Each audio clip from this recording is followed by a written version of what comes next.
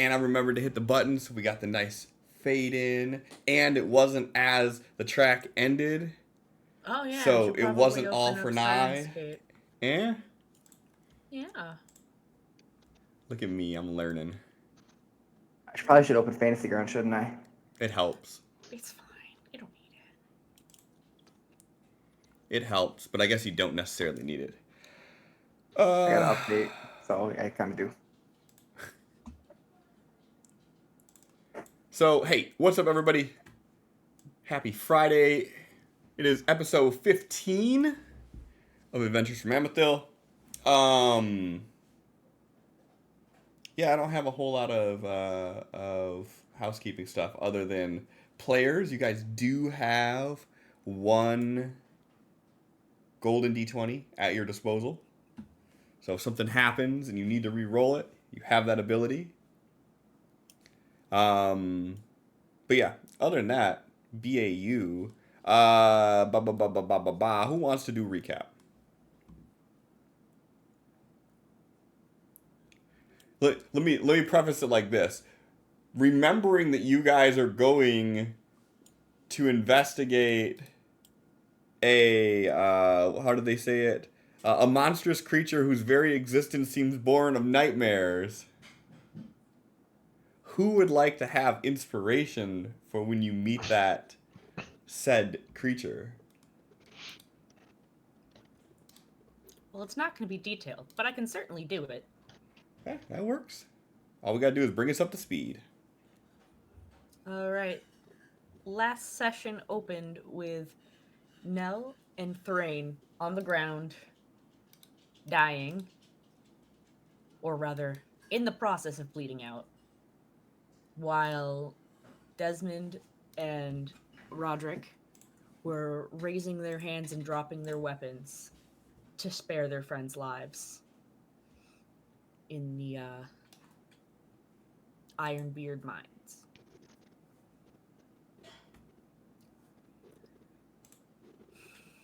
They were then led to the leader of this group, who turned out to be the brother of the guy who sent us here. And basically, this is a big, stupid family dispute. And Dahl doesn't want to deal with the cave ins and wants to just close off the place. Raw wants to continue to be working through despite the safety concerns. And if Dahl were to give up his rights to the mine, it wouldn't fall to Rawl, who actually wants to do the things. It would fall to his other brother, who isn't really even in contact, and would just take it to be spiteful and be a jerk to Rawl. So he came up with this whole plan of faking his own death and hiring these women rogue people who apparently can have these terrifying song things that just sound like wailing and screaming and nightmare creatures from within the cave so nobody comes near, and have the ability to create wonderful illusions like the dragon that we thought we were going to have to fight that we didn't have to fight because it wasn't real. He basically says to Desmond and Roderick, okay, so I'll cut you a deal. You and your little friends are free to go, and I'll even let you in a portion of the profit if you can convince my brother not to collapse the mine, but also to leave it the hell alone. Deal? Considering there wasn't really much of a choice at this point as their friends lay there bleeding out, Desmond and Roderick agree and go talk to Doll Ironbeard, the one who sent us into this mine, and explain the whole situation, but with a different story than what's true, claiming that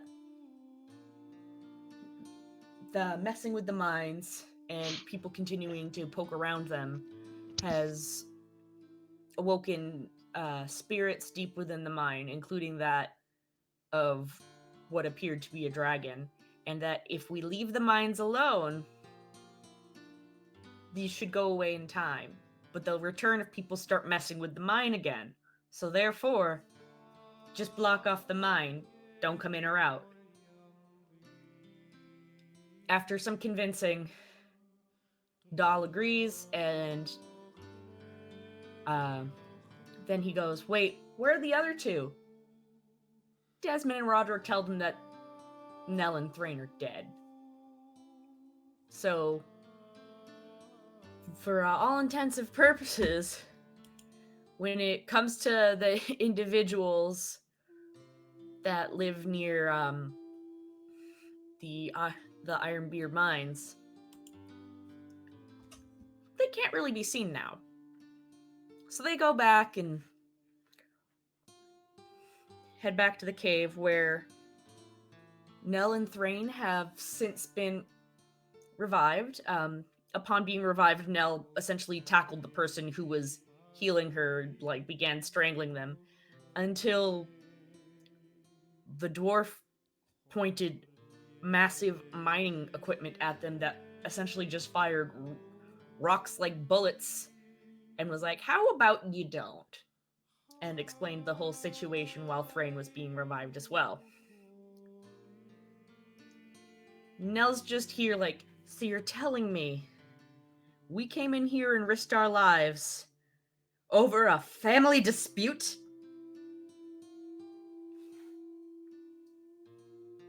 Not exactly thrilled about the whole thing, but hey, you can't always win.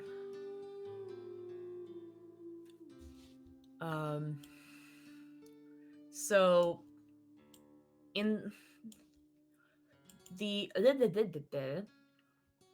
Desmond and Roderick ride the horses out of town, and in the shade of the night, Thrain and Nell make their way on to meet up with them. And we camp. And Nell essentially demands a conversation with Zendraxius, the primordial malevolence being that I can never say that right. I try so hard.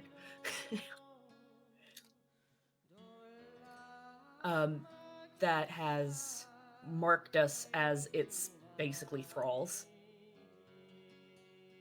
and is asking all about this enemy that they're supposed to be facing, the Hag Countess. And so what they look like is described, and this confirms that the being that Nell had seen in the back ordering the casters at the Battle of Durian was in fact the Hag Countess, but also this exact being that was described was seen by Roderick once in the guild hall of the Eclipsean Order. Zendraxis lets Nell know that it is likely that the Hag Countess is able to track them now, since one of the casters at the battle was able to take Nell's mind momentarily.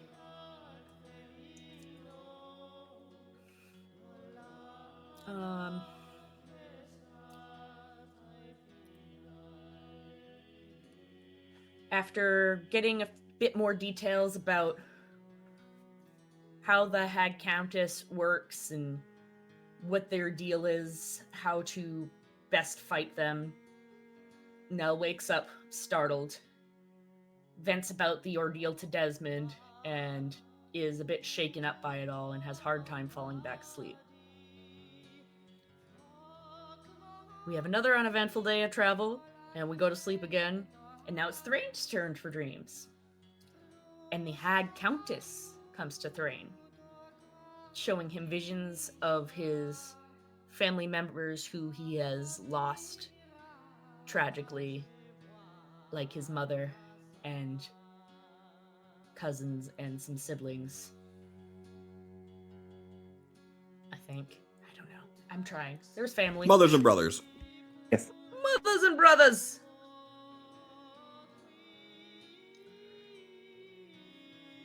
And essentially, the Hag Countess is saying, listen, if you cut a deal with me, I'll be able to reunite you with them. Thrain at first is like, no, I'm like, bringing them back is not how it works. No way, Jose. And then the Hag Countess is like, no. Thrain's mother, excuse me, is speaking and is like, no, not bringing us back to life like this in dreams. And is like basically just so happy to communicate with her son. But, personally, I think that this is all an illusion. Hag Countess is a manipulative bitch. Anyways. Thrain wakes up from that.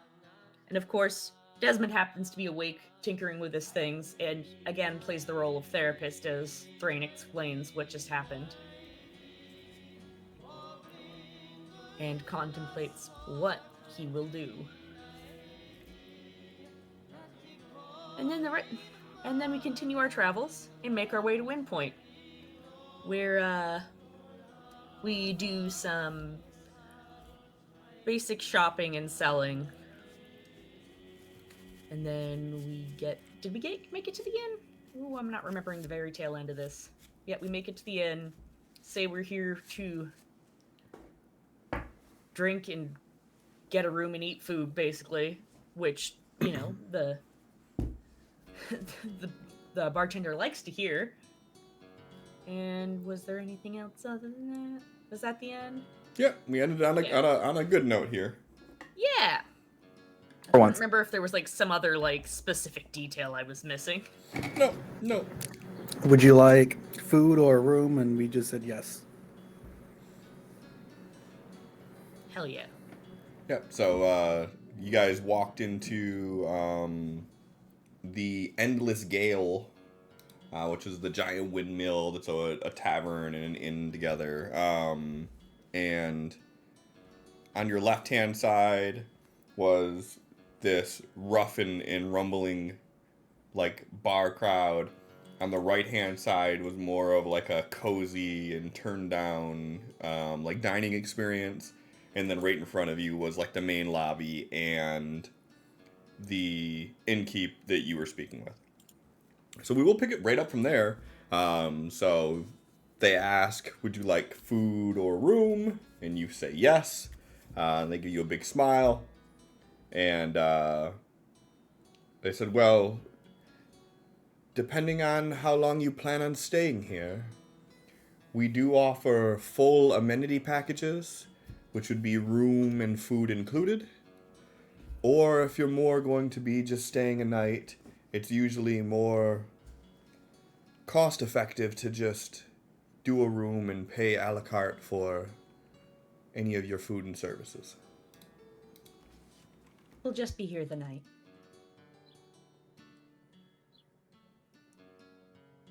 So, no amenities necessary. And how many rooms are you looking to get?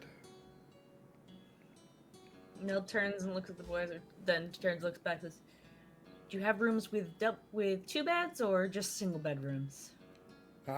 We have both accommodations. And we also have our luxury suite. It's called the High Point, which is on the topmost floor that oversees the entire Windpoint city plus the further landscapes. Well, that sounds beautiful. We will take 2 rooms with 2 beds each. All right, then that'll be 16 silver. Sure thing. How much is the High Point? The High Point is 4 gold a night. It is 1 extra large bed, but there are sofas inside if you need to sleep separately. Nell just kind of looks over at Desmond like, are you gonna? It's up to him. After Desmond asks this question, he just goes back to looking at the bar. All right. And then I'll put a gold on the counter. Or I'll Okay. hand gold to someone. Yep. Okay. I'll drop a gold and Thrain can drop a gold. Dang, you guys are dropping 2 gold? What? Listen, I'm assuming she's gonna give change back. Never mind. I just only have had a full gold on me, so she can give Well, me. I mean, if you pull Reason 2 gold back. out, they'll say, you know, It works for we- food, yeah. I'm about to say we can give you the silver back, but 2 gold would be the price for the full amenity package, and that would include 1 meal for the night. Yeah, that works then. And they take it and they reach behind the counter and they pull out 2 blue chips. And they present you with the 2 chips and they say, you can use the chips on either side of the mill, depending on what suits your favor. And when you order, they will collect the chip, and your first meal will be included. All right. And then they go over and they grab like 2 old-timey keys. They're about 3 inches long and made of brass. And they put one down in front of each of you, and it has a little paper tag on it that tells you what the room number is. And they say, just behind this wall here is a spiral staircase. Your rooms will be on the first floor. Awesome. Thank you.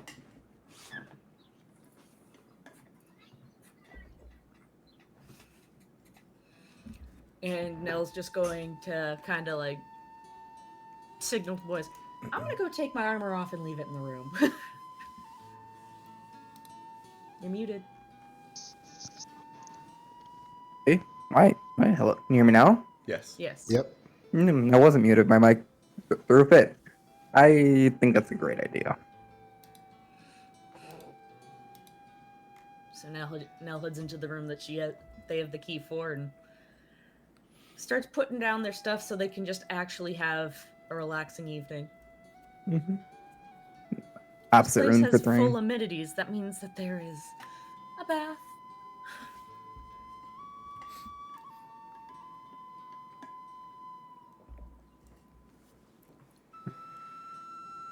Yep, so you guys have a room with a separate bath attached. There is an actual toilet on the inside, What? right? Toilet paper. Oh. No toilet paper, that's separate. Whoa, You gotta buy whoa, that. whoa! Fuck. Right? Get There's- carried away now. There's 3 seashells. But what's the third one for?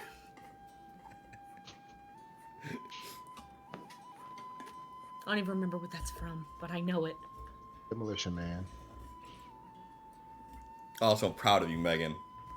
Proud of you for knowing that one. I Just figured that was because just I know gonna be a me and reference John doesn't thing mean again. that I've seen it, because I haven't. Doesn't seen matter. it. Don't ruin it. Don't diminish this Right. accomplishment. Take the goddamn compliment. Yeah, so you all have the city at your disposal. What do y'all want to do for the night? What is the approximate time? You got here about midday. Okay. So after being in the jewel shop for a short period of time and then coming here, we'll say it's probably early afternoon. All right. So Simple job postings in the inn or the tavern inn. You're looking for jobs like within the city? Mm-hmm. So Sure. and that would look something that'd be quick. Sure, yeah. I mean, there's a few like a cork board with a few things on it, like people needing laborers or like just muscle, like just being able to move things around. Is there any type of job you're looking for? Something that's more like craftsman related or something more physical? I mean, metalwork would be ideal for craftsmen. Otherwise, that doesn't matter to me. So anything from metalworking or just whatever looks something that's not going to take all night, but pays decent. If it says. Sure.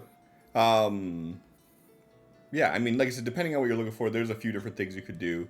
But if you're looking for more like skilled labor, like to be able to do your utilize your crafting abilities, you could help out and be like a blacksmith's assistant.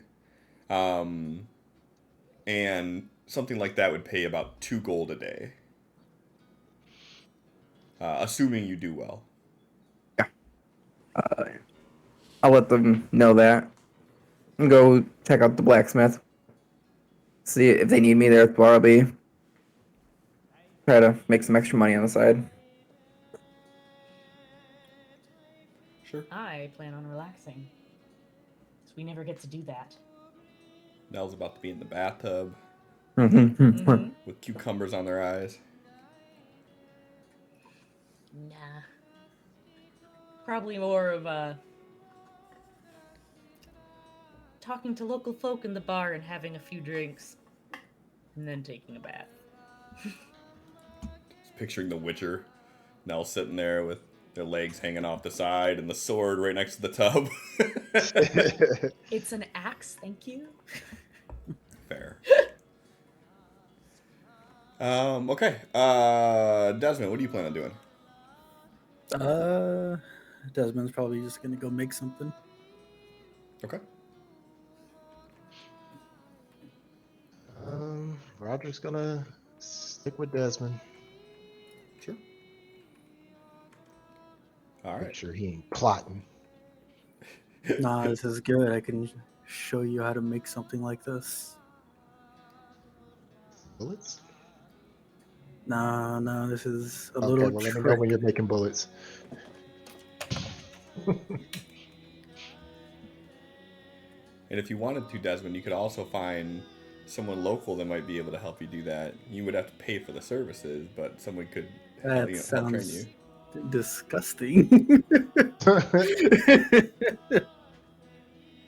You might find someone that's even better than Desmond.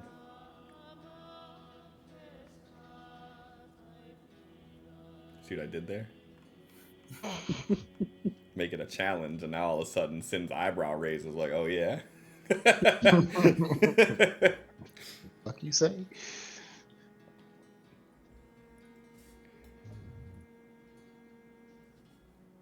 All right, well, Desmond, what's your plan? He is going to remove his clothes, keep his Oh. armor on that's underneath, and Damn, what he teaching then? Right? Nikki. Hold on, I already know that topic pretty You gonna well. learn today. he is going to turn his attire into shift weave.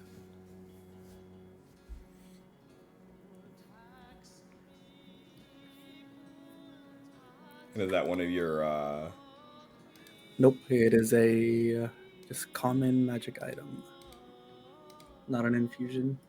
okay. Well, if that's the case, go ahead and give me a roll with your Omni tool. And then obviously the 10 material. So close. All right. So you waste the 10 material. Does that waste all of it? Yeah. I thought. I thought the failure Well, only wasted half. Well, no. So Yeah. you spend 10 Mhm. every time, and then any failed attempts you have, like, so the next time you do it, you'll get to try again, and if you fail a second time, then it only costs 5 every time you fail after. But the Okay. initial one, if you fail it, it always costs 10, doesn't it? Hold Yeah, on, let me that's pull up what I my thought. notes. So yeah, it always costs 10, so you spend that first 10. And if you fail, then you don't make any progress with it. What do I have here? I thought we agreed that only crit fail meant you lost all of your components. No, crit fail. Crit fail means it breaks. Okay. Fail means you lose your initial 10, because the 10 goes into it no matter what. And then it would be 5 every attempt thereafter, because what we came to the conversation of it was, you're going to be using components to try to do what you do, and if you fail it again, you still lose that part of the components. But it's not 10 every time. But the first one is always 10 of whatever you're trying to make. All right. So And if you don't make it correctly, you make something wrong, so you have to put 5 more in to fix what you messed up. Yeah, pretty much. okay, so if I want to do the shift weave again, it's just going to cost 5 next time. Yeah. And if I want to do my weapon again, it's going to cost 5, right? Yeah. Okay. Yeah, any of your Is that second attempts still- are like, once you have it started, the assumption is you've already put something into it. Unless you crit fail, then it's catastrophic. It's beyond redemption, and then you just lost Yeah. everything. But you already had to put that 10 into it to get that initial going. And if you don't finish it, the next time you start up, you're going to put more into it to kind of patch up where you fucked up. Okay.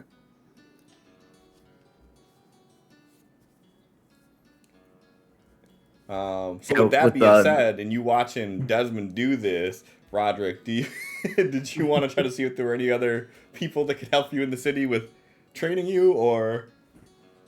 Yeah. Let's just see what we got here. Yeah, so there's a couple different tinkerers in there that could show you sort of the basics of it. Maybe not specializing in bullet making per se. High or low? Low. Okay. So there is someone in town that does specialize in bullet making. We'll say that they're like they're a retired Durian guard, and Okay. they were actually one of the people that were active duty back when firearms were first introduced to Durian. And as you sort of broach the conversation and start talking about it, they're like, yeah, I remember when rifles were first invented. Yes.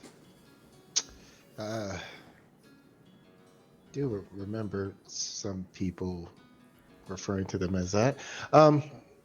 Maybe it's a region thing. Okay, yeah. So, would you mind showing me what you know about crafting bullets? Let me see your hands. You got smooth hands. Don't look at the working hands. Oh, thank you. I try. He just stares at you for a second.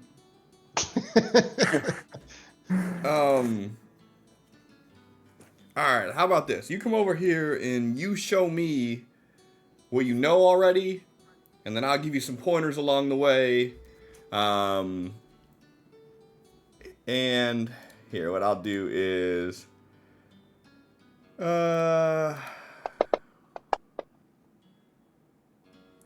alright, so he's gonna definitely be able to help you. I gave him advantage because we already established that he has experience with this specifically. And +2 is probably underballing what he would actually have, but hey. So yeah, so he kind of clears space for you, and he like unfolds a handkerchief, and he pulls off some black powder and pours it in there, and he has some some hollow ball bearings that he sets down, and he basically just stands back and he crosses his arm and he just looks at you. Got this.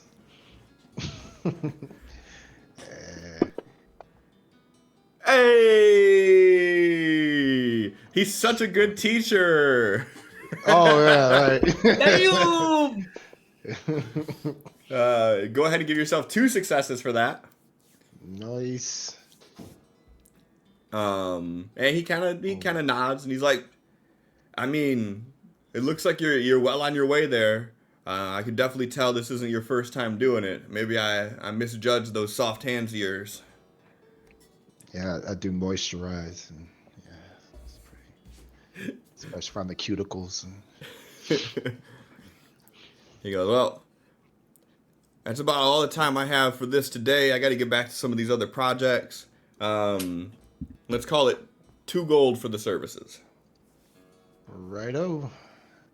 And he will slide over 2 gold. All right. Well, if you come back tomorrow around midday, my workload is lower then. I'll be able to help you out, or if you're headed out anytime you're in town, feel free to stop on by. Appreciate it. Tips his hat and heads on back to Desmond's area, assuming he's still there. All right. And Thrain, you walk into this building, answering the little notice of help on the job board, and when you walk inside, you see an entire family of dwarves. All of them look identical. Identical hair, identical beard style, identical clothing wear. And as you walk in, there are 5 of them on 5 anvils, and they are hammering in complete synchronicity.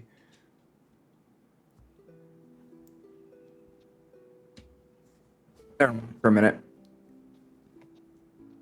Just admiring their craft and admiring everything about it. Until if they notice me within like a couple of minutes, I'll interact. But if they don't notice me after about 5 minutes, I'll clear my throat. See if they can hear me. Yeah, it doesn't take that long. So they're hammering down, and like I said, everything is like perfectly in sync, like down to the just tink, tink, tink. And then they pull up their hands, they pull out the sword that they're working on, they quench it, and as they quench it, they notice you're here, and you see them all almost in unison snap to you, and you see them kind of light up a little bit, and they're like, please tell us you're here to answer for the job posting. Why, of course. They snap their heads to the other side, and you see that there's an open 6 anvil, and they're like, we need someone who could keep up with us. Do you have any experience? Born and raised up north. Trained by the best. But it's been a minute, so you might have to give me a minute or 2 to catch up to you guys. Dwarves never lose it.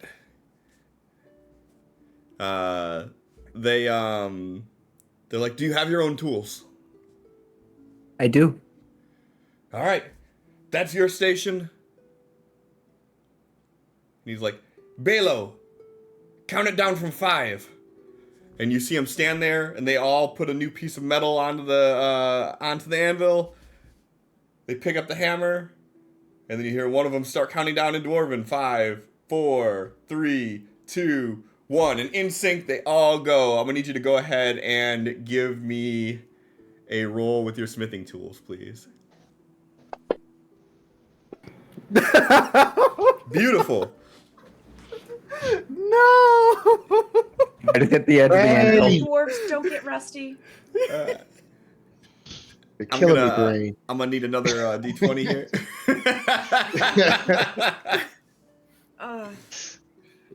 That might be my favorite nat 1. Oh no! And I mean, everybody in unison is ding, and then all of a sudden you hear and you snap the piece of metal that you're working on in half, and you hear it clang onto the ground, and they all just slowly lower their hammers, and they slowly turn their head,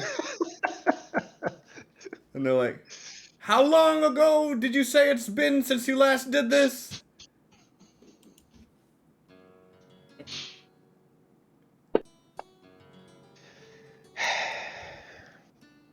For years. They look at each other like, must be a hill dwarf. Hey. All right. That's racist. Let's That was a not do... disgrace to my name. I don't say that. I'm just thinking that's a disgrace to my name. They all chuckle to each other. They're saying it in good fun. And he's like, all right, grab a different piece. Let's try this again. All right. Balo. And you hear him again. 5, 4, 3, 2, 1, and they all in unison. Great, buddy. Perfect. you. Okay. Ding! I need another one. We're trying to get 3 successes before 3 failures, and you already got 2 failures. That's a success, though. Ding! One more. Ah! And you hear ding, ding. Oh. And they all snap their head and look at you. And they pull the sword out and they put it into the quench. And the one that was talking initially, he unties his apron and he kind of walks over to a bag and he pulls out a couple silver and he walks over and he puts it in your hand and he's like, "That's all the assistance we need for the day. Thank you so much for your help." Don't call us, we'll call you. And then they sort of like put their arm around you and just start ushering you towards the exit. Put their hands, kind of push you out the door a little bit, pat you on the shoulder, and then you just hear the door close behind you. And then as you start walking away, you start hearing in unison, ting, ting, ting.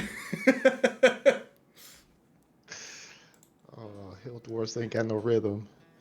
Go ahead and give yourself 2 silver. You will Yeah. get paid. You'll get paid as an unskilled laborer, but you will not get paid as a skilled laborer for those services. I walk back to the inn and I ask for the strongest drink. Strongest ale. They're like, "That'll be 2 silver." Gladly. Nell's already there with a tankard, like, hey! Thrain just grumpily sits down. Doesn't say a word. Until they finish that first one and ask for another one. Rough day at the Forge, Iron Forge.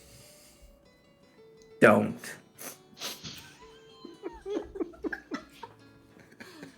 Sorry, I couldn't help it. Cliff, how busy is the bar? Bar's pretty busy. So what side are you on, I guess I should say? Are you on the more rowdy tavern side or the more restaurant side? Rowdy Tavern. Pretty busy. So what I'm hearing is that I could definitely start playing my lyre, and maybe people would have a good time with that. Or is there already a bard? There is no bard, no.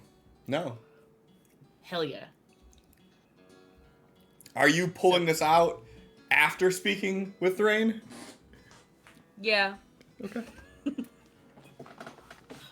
Trying to cheer him up with some good music.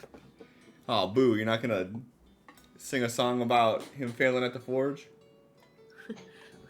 Thrain sucks. Yeah. No. We ain't got No, that no, level of just- camaraderie yet. I got it. Listen, this group's gone through a lot of trauma in the past month. Sometimes it's the little thing that's the straw that breaks the camel's back, so we're not going to poke the bear. He seems very upset about that he was told no. I think what happened. I didn't say a word about it. Just I so don't you want to know. talk about it. 2 drinks in. Okay, you know what I find funny? Mm-mm. He has to get at least 4 before he starts talking about it. We need 4 drink train. Yeah. So as you're saying that, you start hearing Nell strumming at the lyre, and then starts picking up a song. And what's the song going to be about?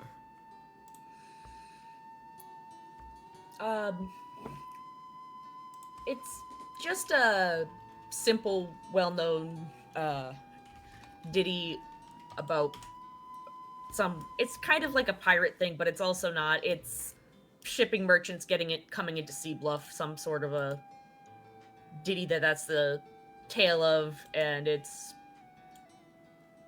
fairly common and to be heard inside of taverns. It's Okay. just a silly, jaunty tune. Okay, cool. So it's something that people may have heard. Certainly So not an L original. okay. So as you start it up, you start getting a few people who know it and like not quite jamming with you yet, but you got some head nods, you got some foot taps, maybe a few people humming along. But Thrain still doesn't look any happier. Is there anything you're gonna do to tailor this moment to Thrain to cheer them up a little bit more? As they're playing, they're gonna like make their way over to the barmaid and then just like an aside be like 2 shots of whiskey and then keep playing and then have a point where they're not strumming because they're carrying the shots back to Thrain. No, just encourage Thrain to clap along to the beat. It'll be fine. So, actually, speaking of that, so when you say you're not playing the songs, you're carrying it back, is there like a specific moment in the song where there's like an appropriate break where you can stop playing, grab the drinks, continue singing, and bring them over? Do it. You know what? Even better. There's a refrain in the song where the beat changes up and it basically ends up being just like a stomp clap portion. And it starts with 2 shots of whiskey, but they just kind of like nod to the bartender like actually want them. Okay. Grab them and then continue like as they're walking back to Thrain doing keeping the beat with the stomps. Sure. Give me another performance roll. Let's see if the crowd is following along with it. Do you have the bar participating on this and clapping along with you? Fuck yeah, let's go. Hey, okay.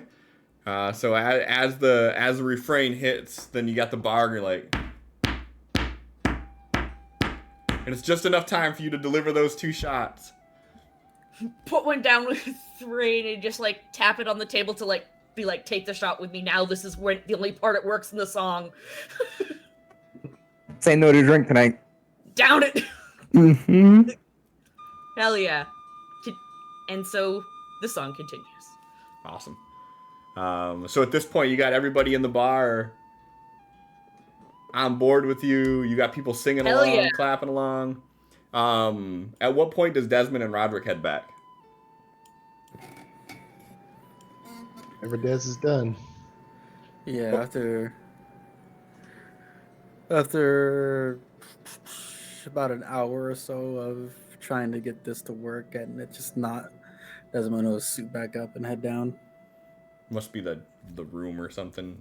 You're not digging the feng shui of this area. It's probably like it's an old converted windmill, so it's probably like kind of rustic wood panels and probably not the charm that Desmond would like in an area.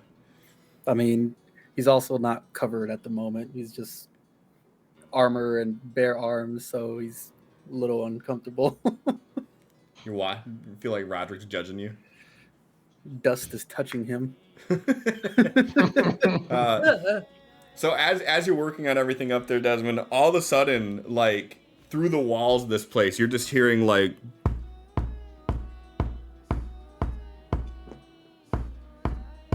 and by the time you make your way downstairs, you start hearing all of this commotion, and you make your way into the open foyer area, and you see, as you walk out, you're facing the door. To your left is the restaurant, and you look over there, and there's like someone that's just sitting there, just sort of looking into the hall.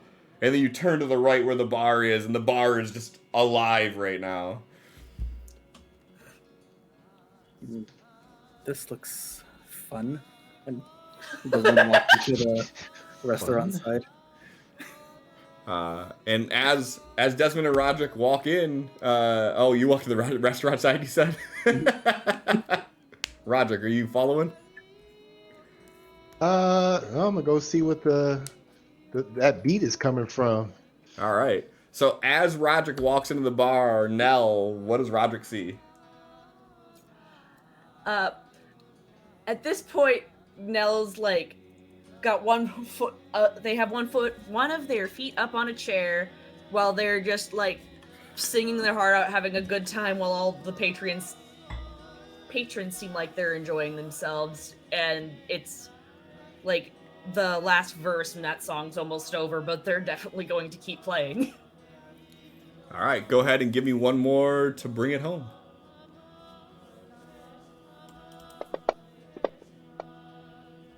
Hey, and with the third success, you finish off your little tune. Does Thrain have a little bit more life on his face now?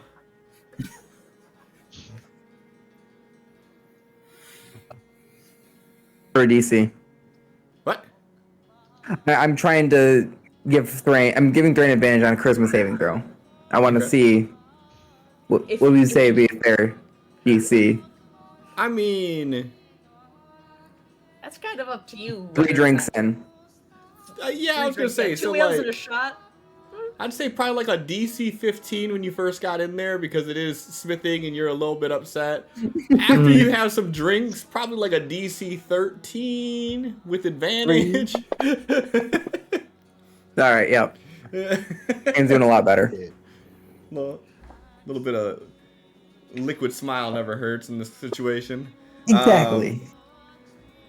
And now finally, give me a D20. And you managed to make 17 gold for your troubles. Hell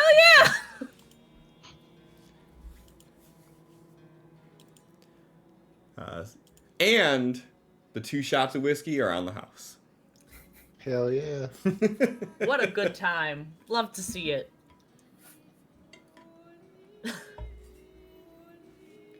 And so you get a couple coins here and there for tips, and then after everything settles down and whatnot, one of the bartender walks over and he gives you a few other coins, which altogether is what totals the 17. And he was like, "We haven't had a house bard in a while, and you definitely brought in some extra traffic, so you earned this." And hands you the money. Well, thank you, but I'm not a bard. I just play for fun every once in a while. Whatever you're doing, you could probably hang it up and become a full-time bard if you wanted. Well, thank you. Throws a towel over his shoulder, gives you a nod with a smile, and he walks back behind the bar. They'll probably wait like a drink or two before having the next song pick up. All right. So just like taking a quick break. All right. Well, yeah. So you guys continue your fun and festivities throughout the night. Were there any other key actions or anything that people wanted to do in town? No, it was mostly now wanting to sell that stupid rock and also have a good night's rest before facing some monster that is an affront to the gods. Like, alright, well, party time, I guess. We're just gonna hopefully not die again. Right. It's a good last night. Yeah.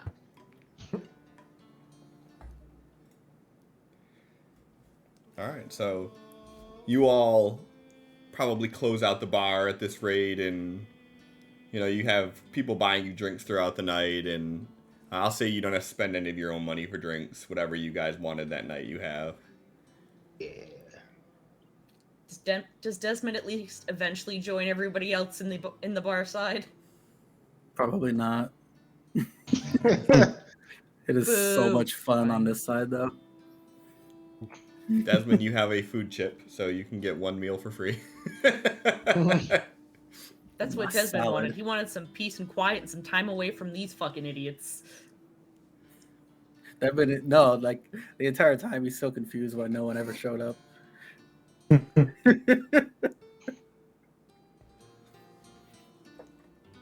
By the time bedtime rolls around and we're all up in the rooms, he comes upstairs like, gee, I wonder where they are. We're all just like goofily in the same room, like still joking around and singing before we're getting ready to head to bed, definitely drunk. Desmond's walking through the hall like, God, I still hear the Forsaken music up here. Opens the door. It's your party mates.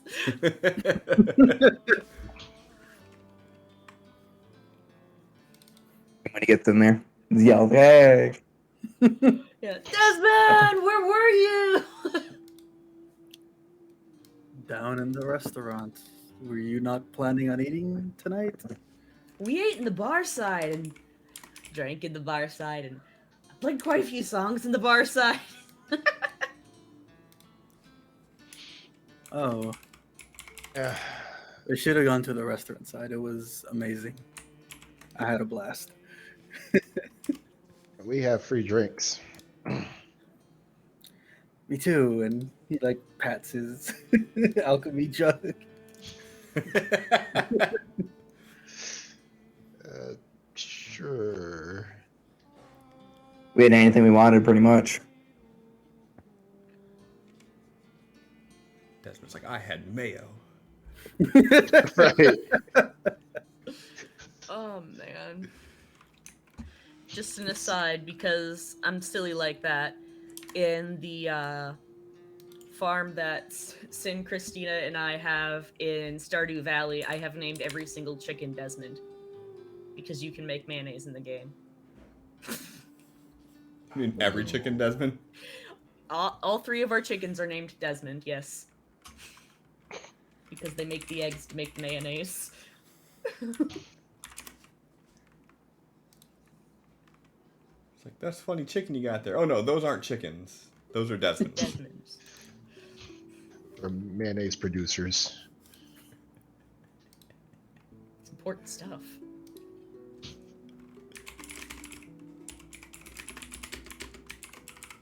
You know, Cliff typing after I've told this silly little story makes me nervous. It's fine. Why? Gonna find a flock of Desmond chickens later? No. Well, maybe now that you said it, I don't know. I might have to consider it, but it's not what I'm typing. Okay. Yeah, so you guys all wind down for the night eventually. Desmond probably not getting a whole lot of sleep due to all the craziness that's going on from his 3 drunken companions. It's fine. He can research in the other room until we all get too tired and hey, maybe he ends up with the room all to himself because nobody wanders back in there to sleep in that bed, just sleep on the couch in here.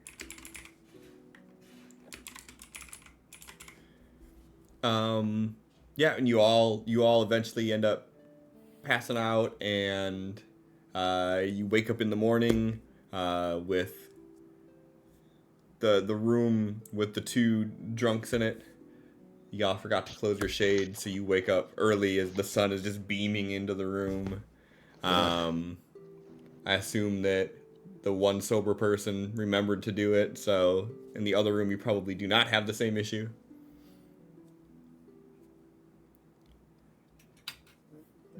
Now the question is, who went and slept in the same room as Desmond?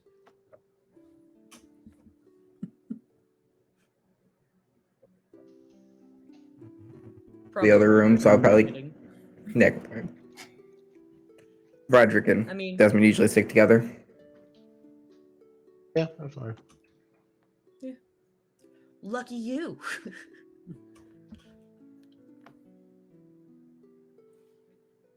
Hey, you didn't hear snoring all night, at least.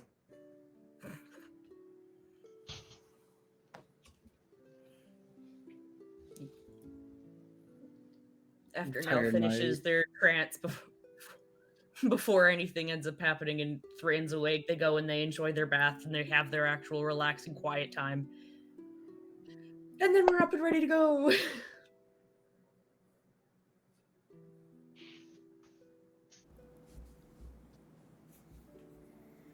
The entire night, Desmond's just like eyeballing Roderick, waiting for another one of the party to wake up with problems. Like, all right, who's next? Y'all worry too much. Well, each night he's had one of his party members wake up with a nightmare. Like I said, y'all worry too much. Roderick doesn't sleep in too long. He didn't get like that blasted. Yeah, I didn't imagine they were like blackout. It was just like they had a real good night. And when you're drunk enough to have a real good night, you don't usually think about things like let's close the shades. You just go, "Ooh, my bed." You're probably laying there just bullshitting with one another on the bed, end up falling asleep where you were laying at. Yep. Probably still got your shoes on and shit.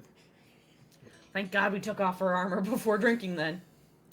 Gotta suck sleeping in armor. Ugh. Yeah. No thanks. Talk about a sore back in the morning. Mm. Laughs in Desmond. Why sleep? Just walk around in a trance for a little bit.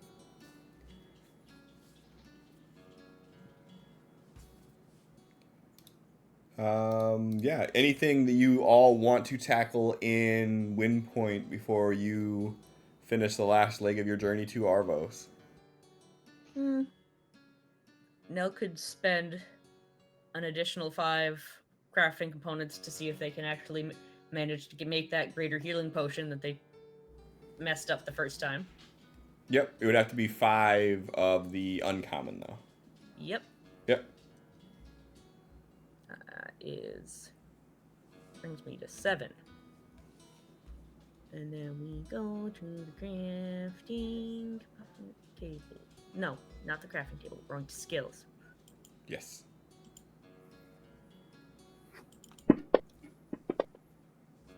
Fuck!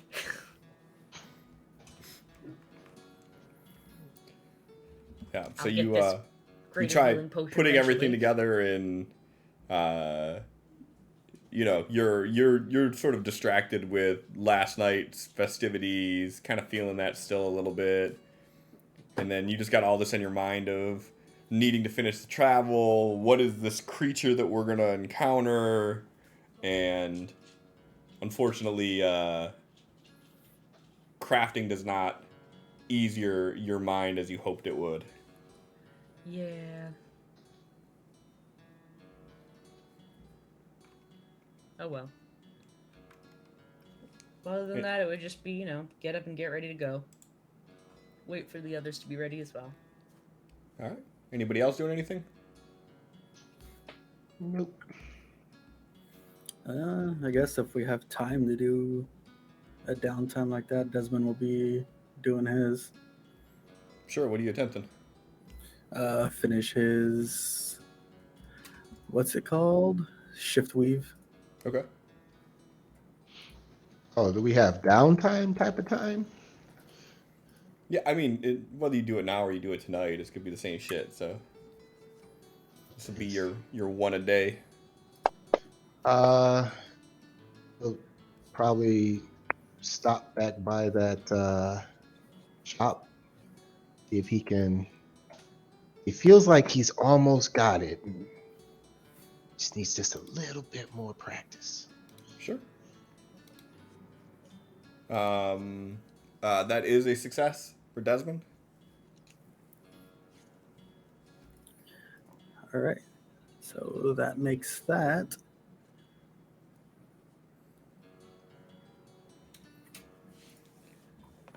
And Roderick, as you wake up and get everything going, you see Nell working on some herbalism. Desmond, by the time you woke up, was already knee deep in doing his crafting again. So you sneak away to the little tinkerer shop there. And as you get in there, he has this giant kiln that is just rip roaring hot, like the heat is just bellowing off of it. And he's like, "Oh, I didn't expect to see you coming this early. I'm still getting this fired up. Everything's still laid out where you had it yesterday. You're free to take a stab at it." And he kind of like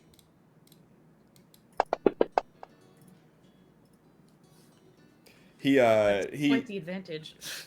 he's sort of distracted with what he's doing, but he's still giving you a couple pointers. He's like, yeah, based on what you did yesterday, try doing this. But he's a lot less hands-on today as he's still trying to get everything set up. Right. But still able to help with it. So feel free to do that roll. All right. Here we go. Yeah. Hey. Woo! And that completes it. +8. Damn. So Wait, why was it a +8? Well, it's got the +2, so is it usually a +6?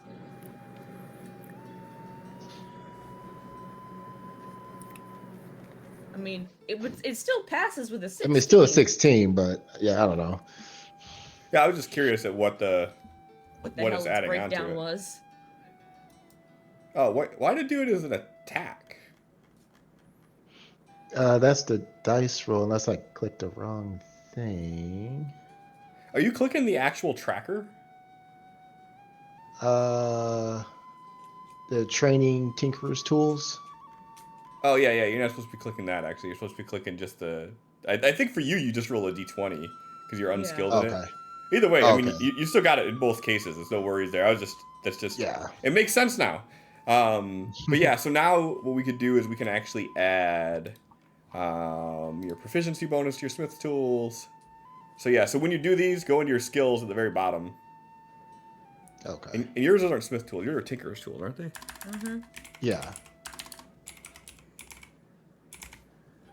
There you go. All right. So yeah, you can delete that tracker, and you have earned enough to be proficient with it.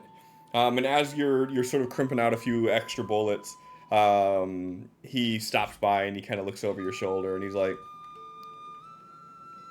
"I'd say there's really not much more for me to teach you on this one here. Now, if you want to start learning about some of the fun things we used to turn into ammo back in the day, you stop by and we can have a discussion about that. There's a lot more you can do than just black powder and metal balls." I am certainly interested in that, and I will be back. He pulls down his shirt. He's like, "I'll tell you about how I got this one." Oh. It's got 4 time marks. It was a fork.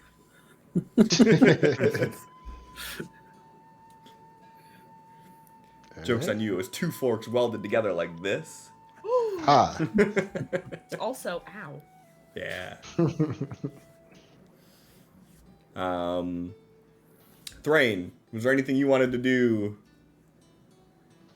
Redemption round? Eh? Yeah.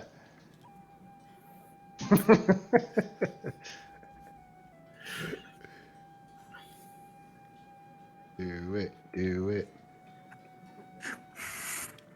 Are you talking on mute? Or Yep. are you... No, my mic is not cooperating today. I'm like seeing No, your head I moving all know. animated but not hearing anything. Yeah, right. High or low? No. Hi. Redemption round. Yeah. All I right. don't know if they'll let you in. I'll ask. As you walk back in with this determined look on your face, they're all there, and you see them all in synchronicity again, stomping on this giant bellow, and you're just hearing, and they stop and look at you, and they're like, "You look like a man with something to prove." I'm No not idea. convinced that this isn't a person with a bunch of mirror image cast. They're You have like- no idea. I put a shame to my name yesterday. They're like, "Hold on," and they all huddle up together, and they got their arms all up and their heads buried, and you're hearing just. Okay, yeah, sure. Here's the deal. We'll give you one more go. If you put on a show like you did yesterday, you earn nothing. In fact, we're gonna make you pay for the metal you break.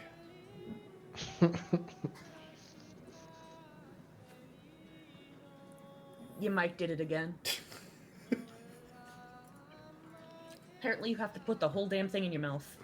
Mhm. Still nothing.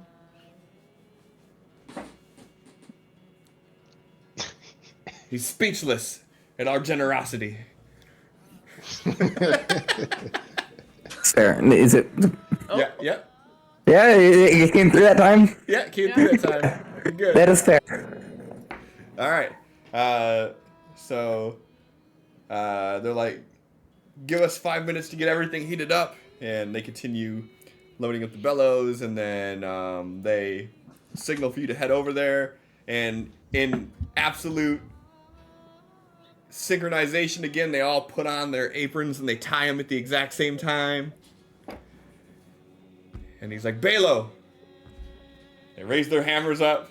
He counts down 5, 4, 3, 2, 1 in Dwarvish again, and they all Tink! Beautiful synchronicity. Another one. Tink! Beautiful. All right. One more. Hey! Okay. And they sort of look at each other and they get these big goofy smiles on their face. So they're like, you did it, boys! And they continue on. And you make a few more blades for them. Before you realize that it's, time has passed as it has. And they give you 5 gold. And they're like, if this version of you comes back, you're always welcome in here. Hand out and say, the Rain Iron Forge. And they all like look at each other and they're like, Iron Forge? Like, do you have family in Numpton? I do. Hang on, What? 2 seconds. He's like, what's your father's name?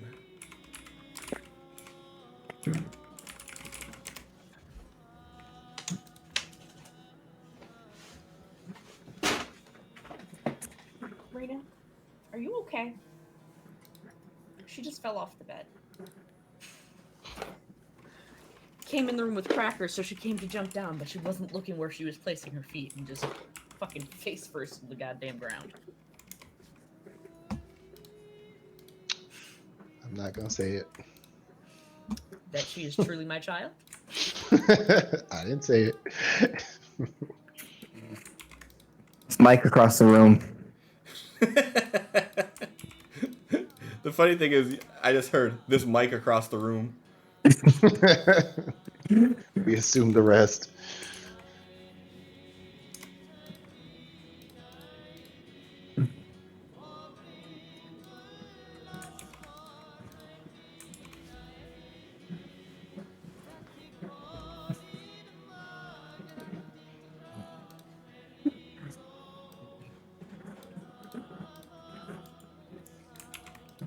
We think you would just know by now that you have to switch your mic out back to your old one on stream night. We got your that was nice. I don't get it. Hang on, I'm gonna unplug this mic, plug it back in. That never works. Says the IT guy who knows damn well it does. Did it work? So far, it did. Okay, well. Do you know Belric? Belric. B-E-L-R-I-C-K. What's your grandfather's name?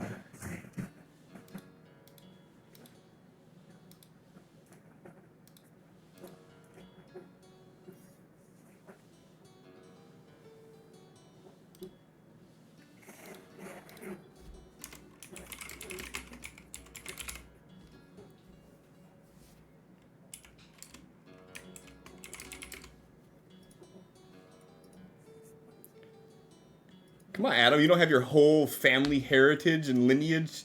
Oh, your mic did it again. It didn't.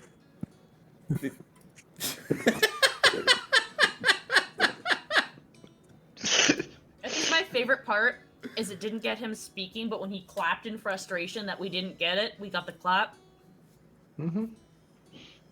So it's catching all the important parts. Let's see, the mic's sabotaging him right now. Right. Is it a diaphragm mic and you got the diaphragm pointing in the wrong area and you're like auto gain too low or some shit? Apparently, it only does this using the Video Ninja.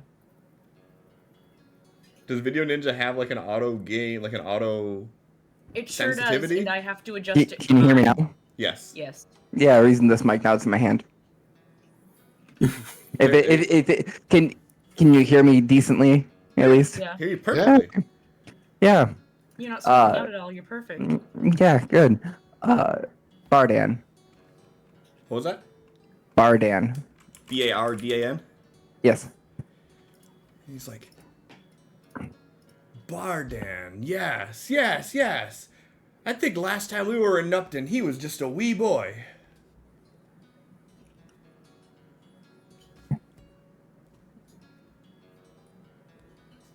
Sorry, I'm writing these down so I don't forget.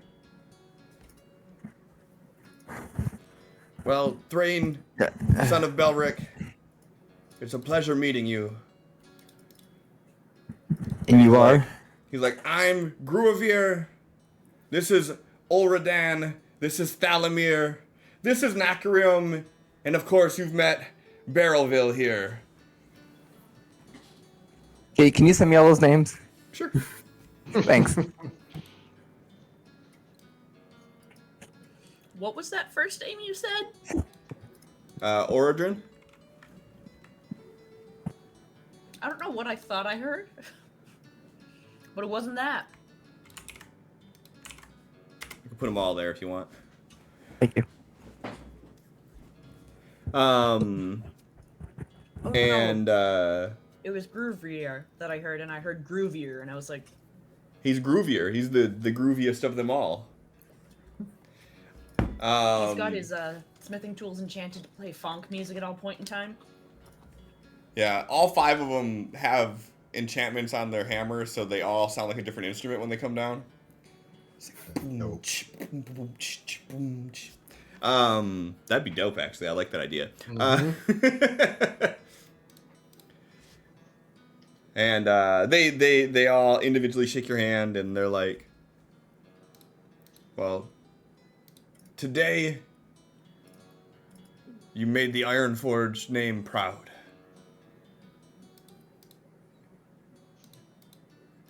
Not yesterday. We don't talk about yesterday.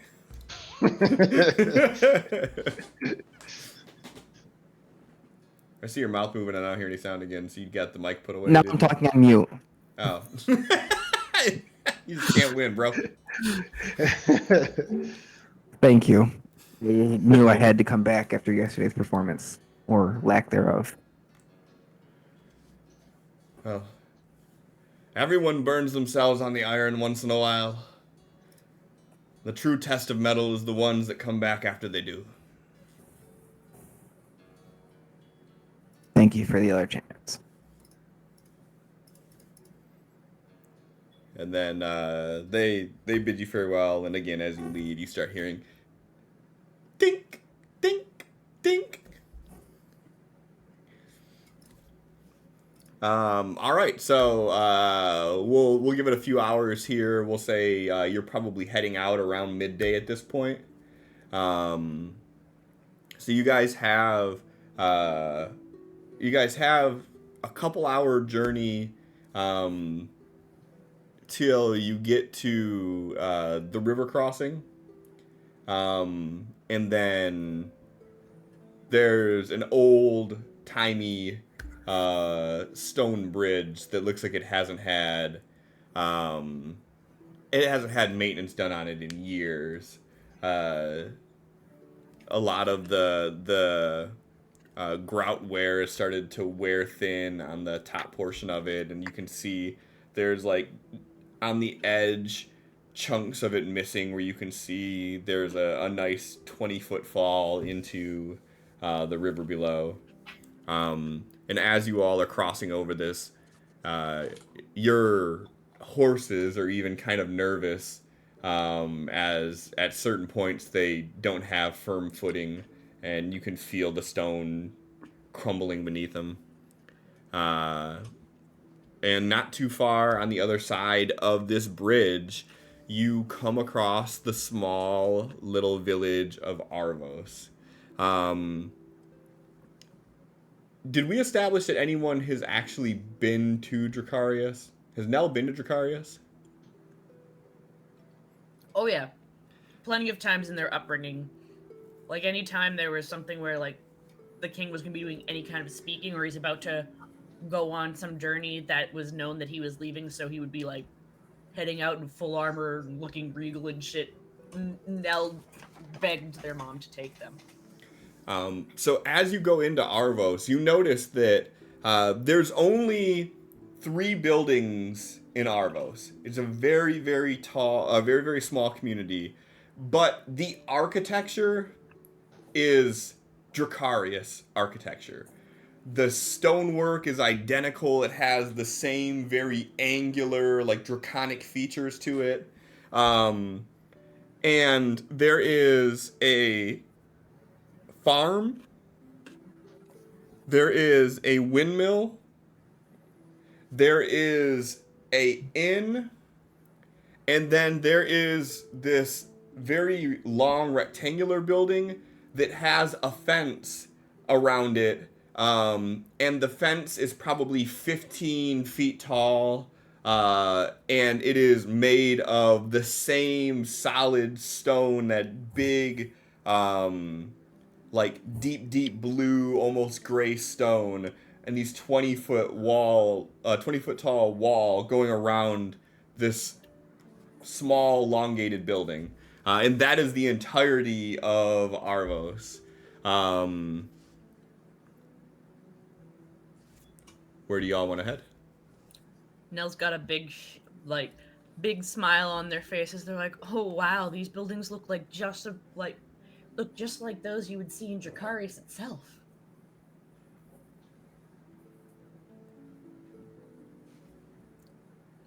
I've always loved these stones. I never learned what type they were. They're just so pretty. Sounds great, I guess. Husband like looks around and just looks off to the wood. Oh, I'm talking about the building styles, Desmond. It's not actually Dracarius size or anything like that. I didn't assume. Yeah, Okay. it's great. He's just there like, this is what you call good architecture? If I could take you to the Shadowfell, I'll show you architecture.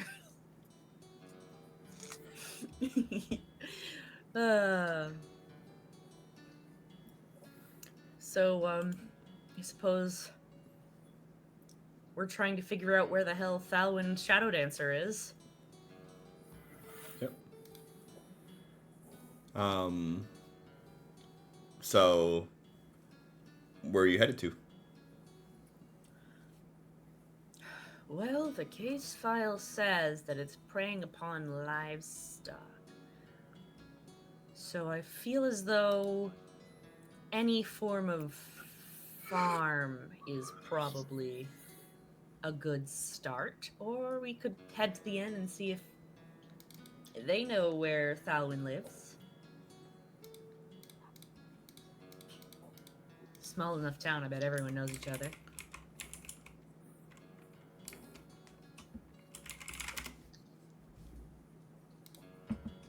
All right. Don't leave me hanging, guys. Somebody else talk.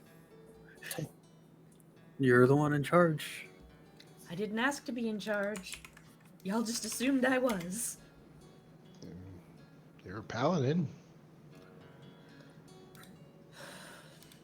I suppose so. Trained by a Larian. Yeah.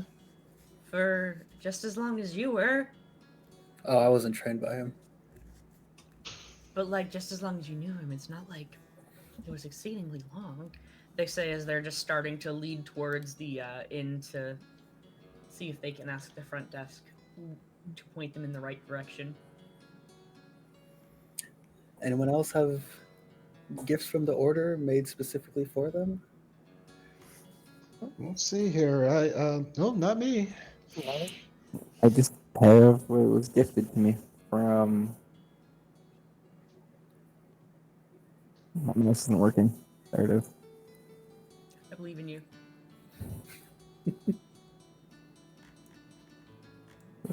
Yeah, okay. So I just had to remember. Now your mic sounds like shit. I think it's the stand.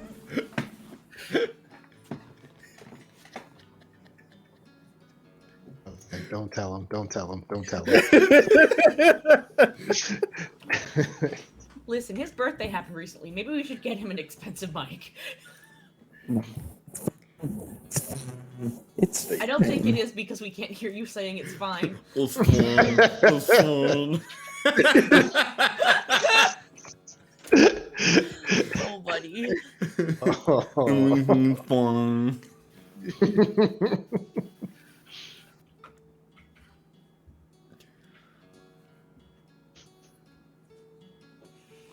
Okay, how does this sound? Perfect. All right. I just can't have the AC running, or you guys will hear it. Oh, okay, because it's just drowning everything out background I noise use wise. voice mod for a background noise Mhm. reduction. Apparently, Because your this- tone of voice is too close to the AC. You sound like an air conditioning unit. Well, because That's because this mic for some reason has a constant buzz. So I have to have that sensitivity so high where it doesn't pick up that buzz unless I'm talking. So I can overwrite the buzz. Hmm. I got to do a lot of figuring out. That's why I was okay to flip flop to the other mic for a while. No, what was the question? You were Any about gifts to. the order has had especially made for you. Oh, no. All I have is the bottle from Ezra. Nell's just there, like, slightly blushing, playfully sticks out the tongue, like, fine. Heads into the inn, begrudgingly accepting the role of leader. As you walk in, this place is completely empty except for the man behind the bar, who is a dragonborn, and they are actually bearing armor like you would see one of the Dracaria's guard wearing. Nerd. Said we found guard one.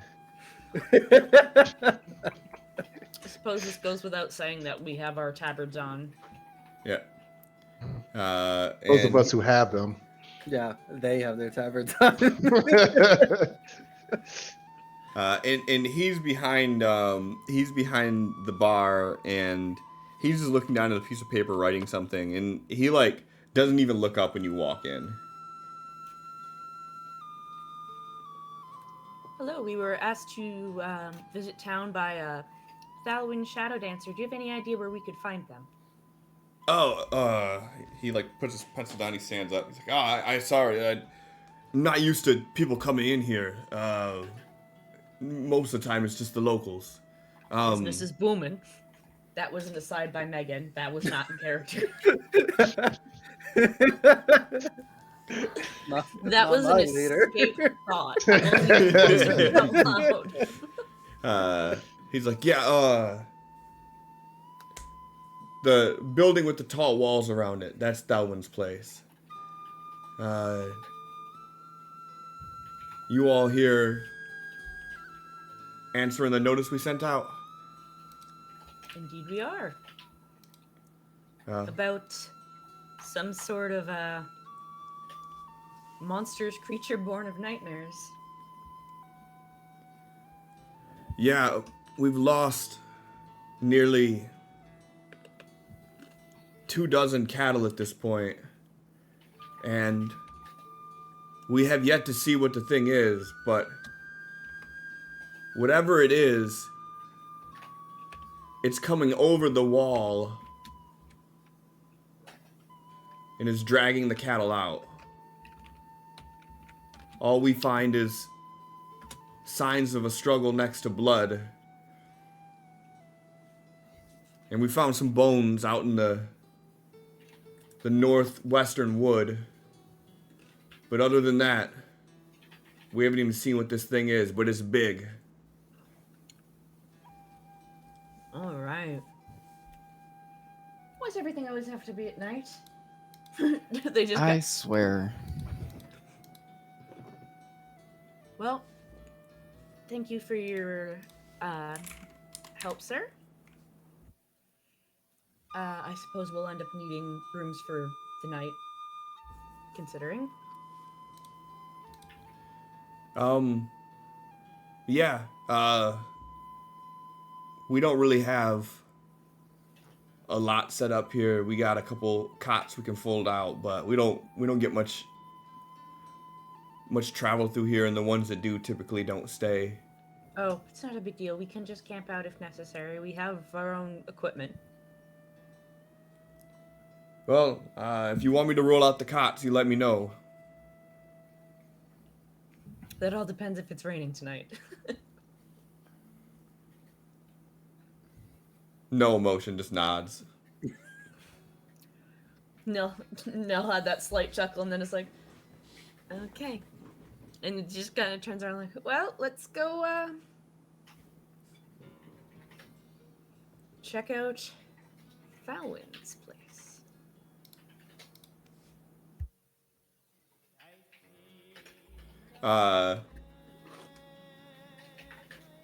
As you're walking out, he's like, "Hey, what's a 9-letter word for something that's finely crafted and it starts with an E?" Eloquent. I don't know. So that don't work. Huh. Oh well. Roderick has not a fucking clue. What are words? Crosswords are hard, man. I've been stumped on this one all day. How many letters again? 9.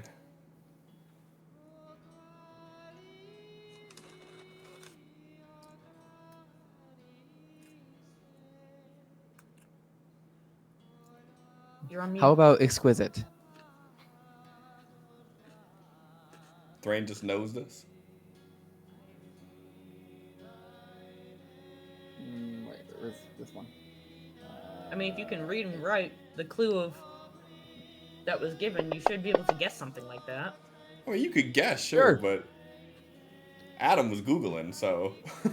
No, I had to Google how many letters it was. Name that came to my head right away. I just like, how many letters is that? He's like, it's not working either. I'll figure it out.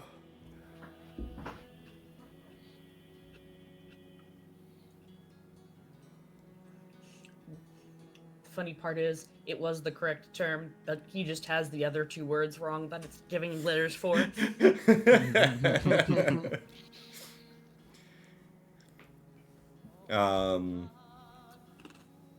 Yeah. So as you walk out and head over to that other building, you have to walk alongside this 15-foot wall, and you can hear like this grunting and hoofing noise coming from the other side of this wall. As you make it up to the building, and you see someone that's like out on the like walking towards you out in the front lawn, and like I'm glad that you were able to make it. I've been expecting you. I take it that you are Thalwyn. Yes. He bows. Thawin, Shadow Dancer. I apologize that we have to meet on these terms. I would have loved to meet you all on more pleasantries, but unfortunately, the lifeblood of this town are the Aurochs, and whatever this thing is, it's killing them. Well, most meet us when they are in dire straits, so worry not. And Do any of you have experience with Aurochs? I'll be honest, I don't know what it is. They're large bison-like creatures, but they're quite loving if you approach them correctly. How would you approach them correctly? Cliff. Yeah. Sirenscape started doing the double play again. Double play.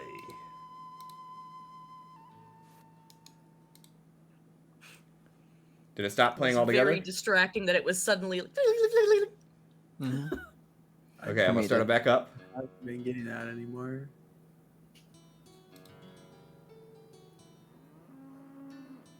Good cow Alright. noise. Heard Alright. that though. He says you approach them slowly, and most of the time you let them come to you.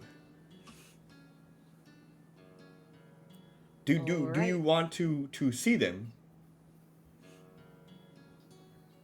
I'd course, like to I see mean- an expert do it first. Going to have to be familiar with them if we're to do some form of a stakeout to see if this creature comes in the night. Yes, and I can show you the most recent site of an incident. Have they been close together, the incidences? No, it's usually a few nights apart. When was the last incident?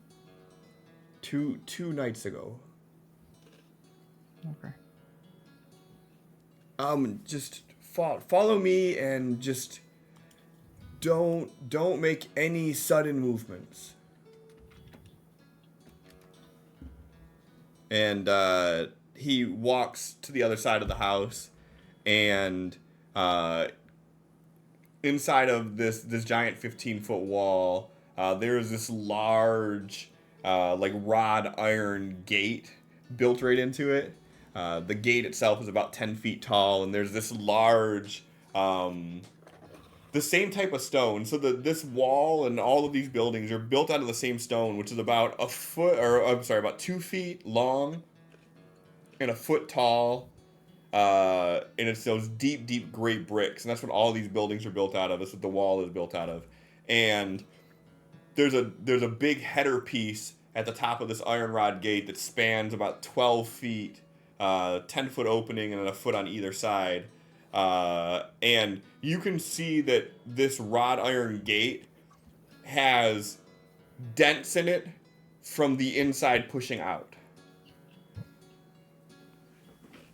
And he walks up to it, and there's this big chain wrapped around it with this large latch lock, and he fiddles around with the key and unlatches it, and you hear the thud of the chain as it hits the ground.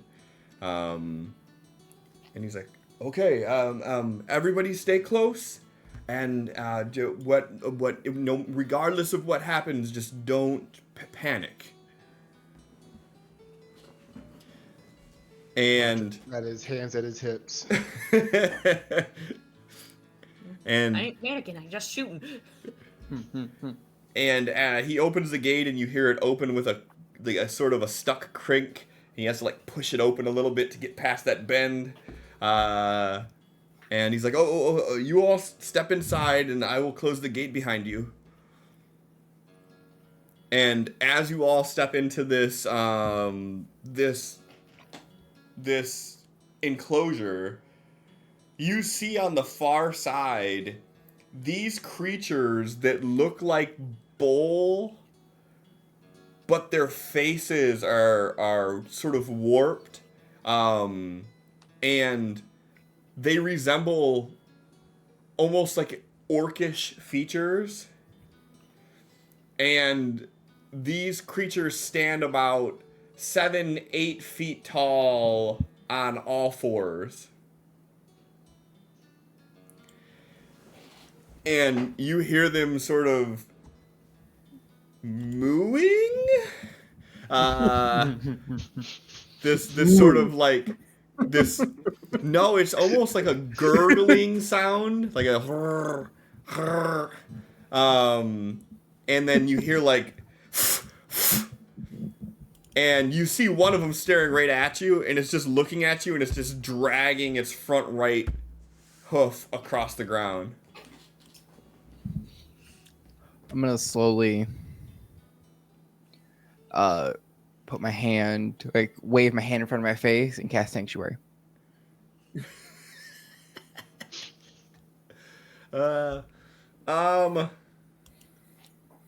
Give me. Are you trying to be sneaky about this, or are you just? Nope. Okay. That work? Nell is going to not make eye contact with the creature, but like look close to in front of it so they can see if it makes any sudden movements. I'll tell you in 1 second based on bring casting. It's not like a moving quick. It's just one of those. Uh-huh. This thing that's looking at you, dragging its hoof across the ground, and you go. You can't touch this. You can't see me. You can't see me. Go ahead and give me a sleight of hand roll, DC 11.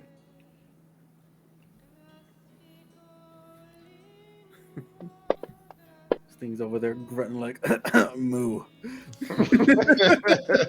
Forget about it. Somewhere between a cow and a murloc, from what Cliff described. What they look like is mutant bison. It would be the best way to put it. Like, they are huge, and their faces are sort of like knotted and gnarled, and they got these giant, like, curled antlers, and they got that huge mane like a bison has, and it's like a deep brown, and the rest of theirs is like almost like a chocolate brown fur. They're big characters. So yeah, it just keeps looking at you, and that one's like, oh, Arabelle, it's okay.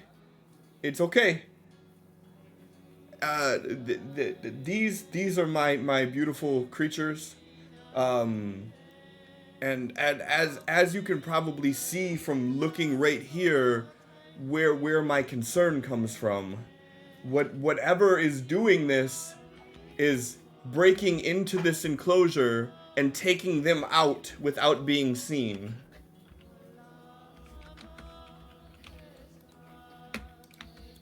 Yes, I can see why that would be a tad unnerving, considering its size and strength. Yes, unfortunately, they've only left me with the small ones. Oh. Okay.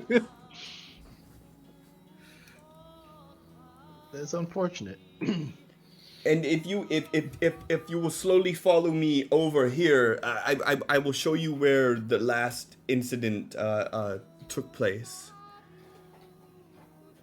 Do they all take place around the same spot, or are they spread out? They happen all over inside of here. I hear commotion, and then by the time I make it in, I'm missing one. And he like stops in this area, and he kind of gestures down, and you all see these large paw prints that are probably, we'll say, 4 or 5 feet per paw, wide and tall. And at the tip of each of them are large claw marks. And right in the middle of these paw prints, you see a child's swimming pool full of blood-stained dirt and grass. Oh my. Hmm. Can I make a nature roll to see if I know what this footprint is? You sure can. Yeah, DC 15 on this. Can I? Never mind. Damn! They don't need your help, bitch. I did a school project on this once. This to you from the the limited exposure you've had to it. I mean, it looks like a bear's claw, but much bigger. But Thrain size. A Thrain size paw. Yeah. That's Yeah. Yeah, Thrain could probably curl up and like lay inside of this footprint. that paw print looks like a bear's, but it is so much bigger. In fact, Thrain will actually do that, just to actually measure it. Lays down. It's about one Thrain's length. Yeah. Yeah, I mean, if you kind of like lay down in the fetal position, like you sink into you can form your body within the contours of the top pad.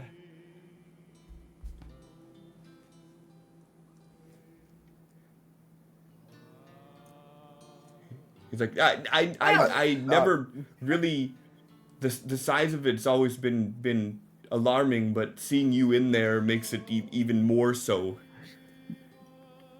Let's hope you don't recreate that image later, Thrain.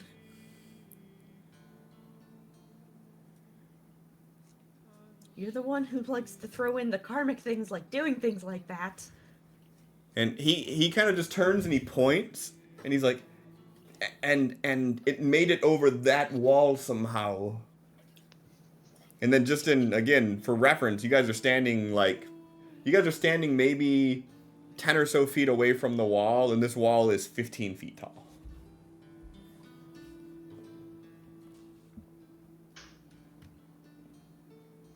All right. Cool. Okay.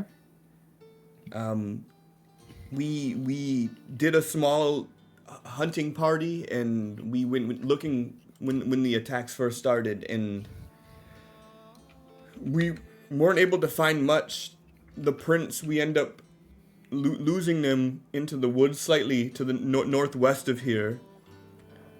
We did find a rather large scat pile, but What's no rather other large? signs. You could fit in it. I'm not going to land one of those. How many Thrains is it? Right. Science Thrain, we need to know. But I would say that it if you stepped in it, you may get your beard dirty. Yeah, let's not go near it. It's a good amount of manure. Yeah, Julio was unfortunate enough to sift around to see if there were any other clues, and it's of his expert opinion that this creature can digest bone. Oh. So at least they're not going to waste. Yeah, that's one way to look at the bright side. And I am one for nature, and yeah, this is the natural order of things. But unfortunately, this is also our lifeblood. It needs to These, find different prey. I think at this point it may need to be put down. Because About how many of these are I- left? there are 7. And he actually kind of gestures. He's like, I fear that once they are gone, that we're gonna be the food. Well, I can see why that would be an issue worth solving. Mm-hmm. Yeah. I don't. They're 10 of my meat. The whole population of Avos would probably be just one meal, and then who knows where they're off to.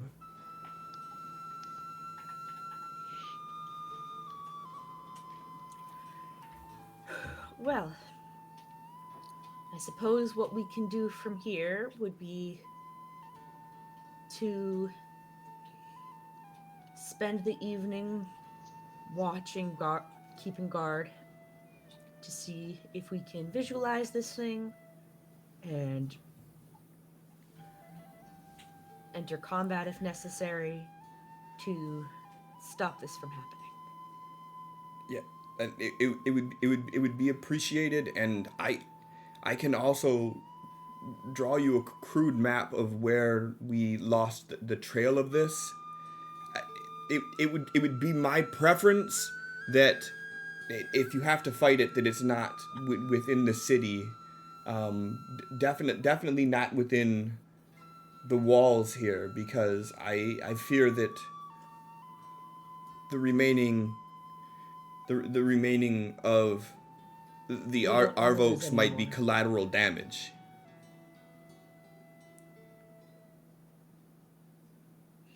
In that They're case, quite loving creatures.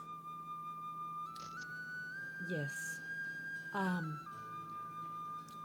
We would love to check out where you all lost track of the trail and see if we could perhaps figure out where it is.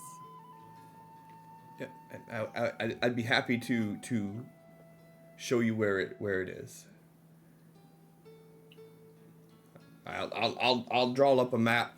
I'm not gonna be much use if we stumble upon that thing and I'm here with you. I'll just get in your way. Not everyone's a fighter, and there's no shame in that. I'm a farmer, not a fighter. Precisely. He goes, if you all want, you can stay in here and get to know the remaining cattle, and I'll just step inside and draw that map up for you. Sure. That'd be great. Is there any snacks or treats that they particularly enjoy that perhaps they would be more friendly to us if we gave them a couple? They really enjoy apples, and they also like raw pork. All right. Apples it is. And I don't know this to be fact, but from what I've heard, dwarf tastes like pork, so I would be cautious of putting your hands near their mouth. Noted. Okay. Very, very much noted. But I've never heard of them ingesting human before, though. So you're probably okay. All right, I feel so much better now. All right. They're really loving creatures. They certainly sound like it. Okay, I'll be back, and I'll draw you up the map. And Thank he you. steps out, and you hear the gate crunch open again, and you hear it shut behind, and you hear it latch again, and and all right, you guys are inside the enclosure with these animals. Is there any sort of investigation you want to do in here, or what you guys want to do?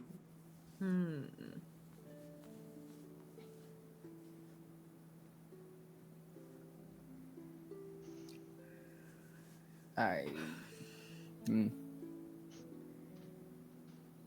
Is there any claw marks on the wall itself, or is it just the feet print that we can see there? Give me an investigation roll.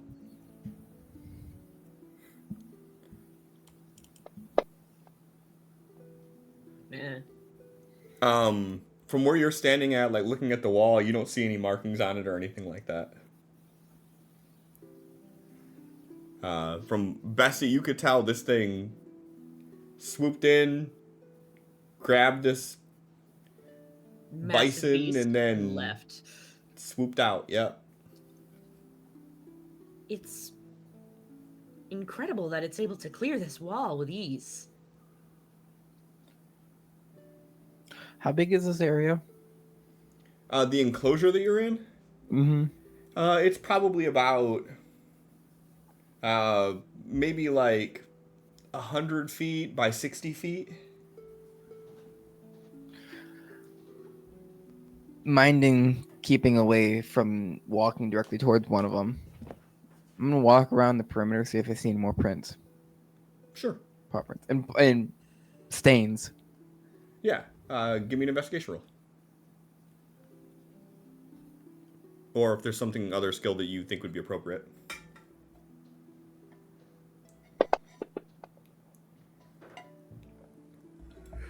Good deal.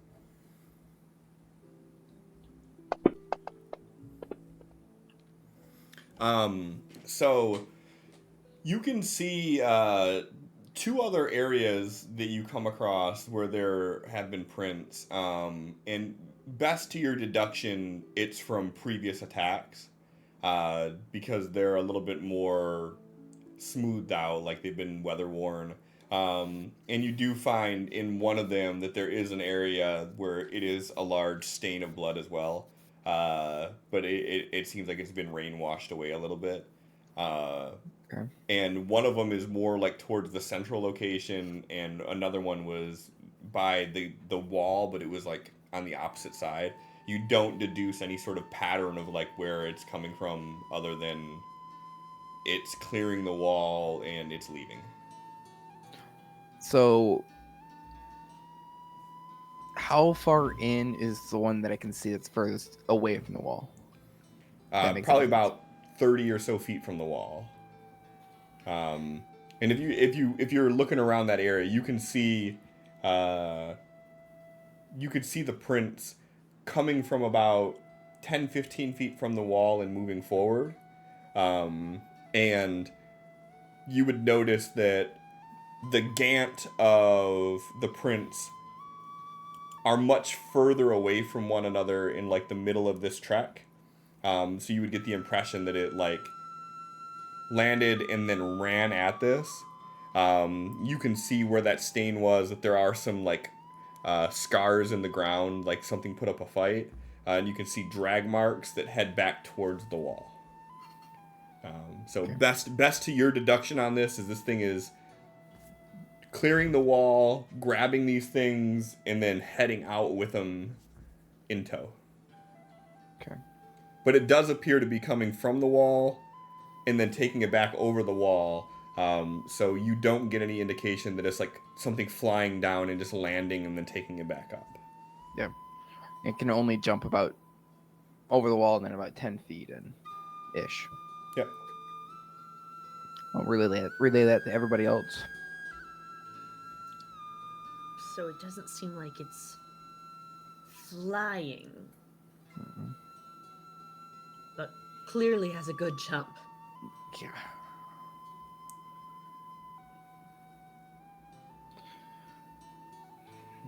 And if what he was saying was right, we're almost due for another attack tonight. Or in the next night or two. Shouldn't be too long. And if we finish it up within the next few nights, we'll definitely be back in Durian in time for the the Artisans Guild opening. Yes, that would be lovely to have happen.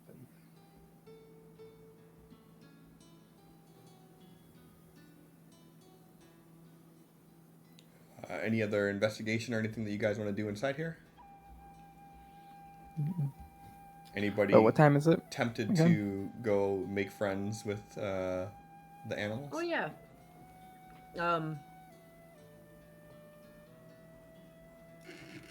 Would it be realistic to say I had an apple in my rations? Sure.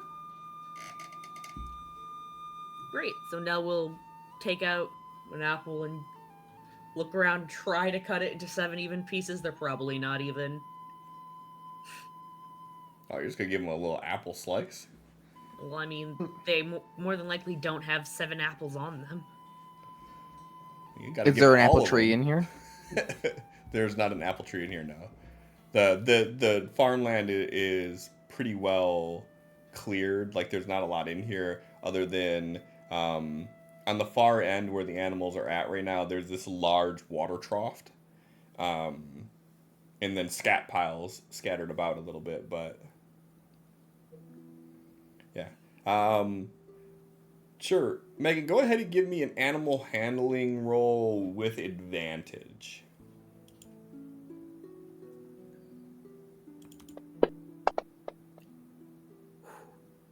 All right. So as you start slowly approaching with the apple, you see one of them specifically like steps in front of the others and puts itself between you and them, and it like lowers its head, and it just starts like making this like sort of like low growl sound, and it starts dragging its hoof, and it starts puffing out air from its nose, and its head's so low that it's actually catching the dust of the ground and kind of kicking up dust every time it does it. And as you slowly approach it with the apple in hand, you get about 10 feet from it, and you see it look up, and it sort of tilts its head to the side, and it looks at you from the side of its eye. And you see its nostrils start flaring. And then it slowly starts walking towards you.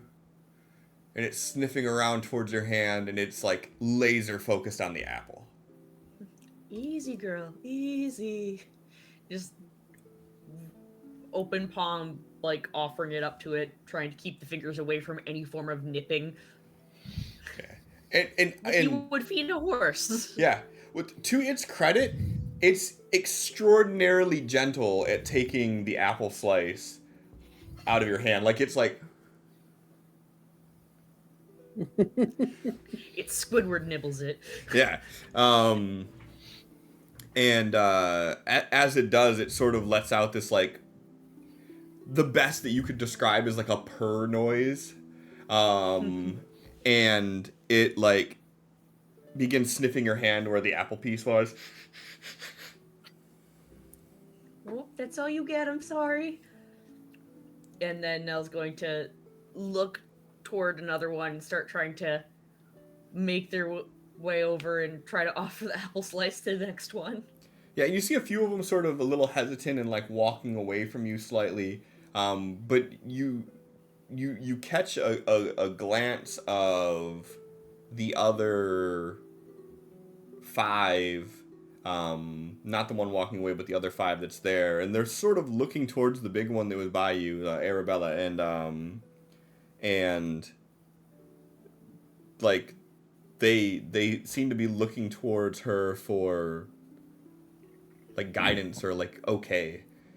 And after you get past her, they all sort of hesitantly walk up towards you, and eventually the last one makes his way through, and you have just like this herd like fanned out in front of you in a semicircle, like just totally eclipsing like anybody. If no one else walked up with Nell is completely eclipsed by these things at this point.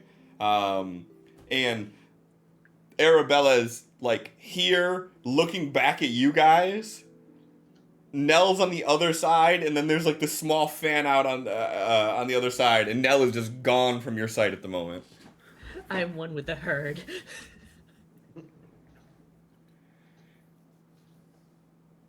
I'm gonna try to rotate around and see if I can see Nell. Yeah. Not getting any closer, but just keep an eye on Nell. Nell's just softly speaking to the creatures, like, that's it, I don't have any more, I'm sorry. Like, very gently petting their noses. None of them seem to be concerned with you walking around or anything, Thrain. Okay. And one of them like playfully sort of bites at like your bag, and you can feel them like pulling it away from you, like they're trying to get into more rations. No. That's all I have. All I have for you. Nell's just trying to awkwardly, like, not let them have their bag. Yeah, and as you're pulling it away, and you hear the crunch of the gate again, and as they do, you see all of them sort of like do this little frolic, and they fan out away from you a little bit, and they're all looking towards that front gate, and you see Thawin coming in, and he has this large wicker basket that he's carrying, and he's like, I see you already have begun to make friends with them. I brought peace offerings. If any of you would like to feed them, you're more than welcome to. Slowly walk over and grab the basket. Just take one of the apples and make sure you hold it flat. Don't let them nip your fingers, because they like the taste of pork more than apple. I will make sure. Few steps grab away it. from Thrain. They're He hol- surprisingly really gentle. I happen to have had an apple in my pack, so I was able to get a head start. that's the key to their heart. You are earning brownie points. And they don't have taste for human. I told you, you're safe to do it. And he pulls out an apple and he like hands it to you. He passes it to Desmond. Desmond just He he's doesn't taking even put 2 his hand out. steps in here, and he's just been standing stiff, arms folded behind his back. Only his head has been tilting this whole time.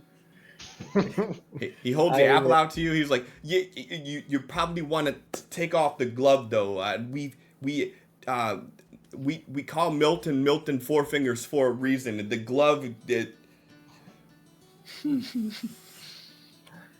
Right. On that note, I'll take an apple and slowly approach. Go ahead and give me a animal handling with advantage.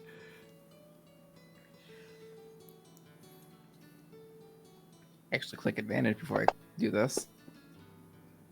Hey, as you start walking up with the full apple, you see the small herd that's on the other side of where Nell's at.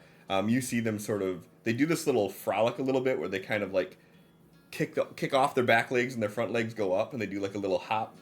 And you see them like almost like dancing excitedly as you walk towards them. And you just hear Thawin yelling out, just give them the whole apple and just keep your hand flat. Do just that. And To one of them Arabella first, if that's who walks up to me well, first. that's not who but- approached you. One of the smaller ones comes up. Okay. And similarly to Nell's experience, it very gently like bites onto the apple and it lifts it up. And you see it like tip its head back, and it like kind of like two bite the whole apple. And then when it does, it lets out this like purring noise, and it does this little like jump, this like little happy jump. And he's like, "Yeah, you're a natural." And he's like, "Come on, you two." And he's handing you both apples. Desmond, I can't wait to see what Desmond does. Desmond's still hands folded behind his back, and he's like head just tilted towards the sky. I'm fine, thank you. Yeah, maybe next time. Oh, okay. That. I get it. They can be intimidating creatures. But they're really loving though. I've heard that. Yes.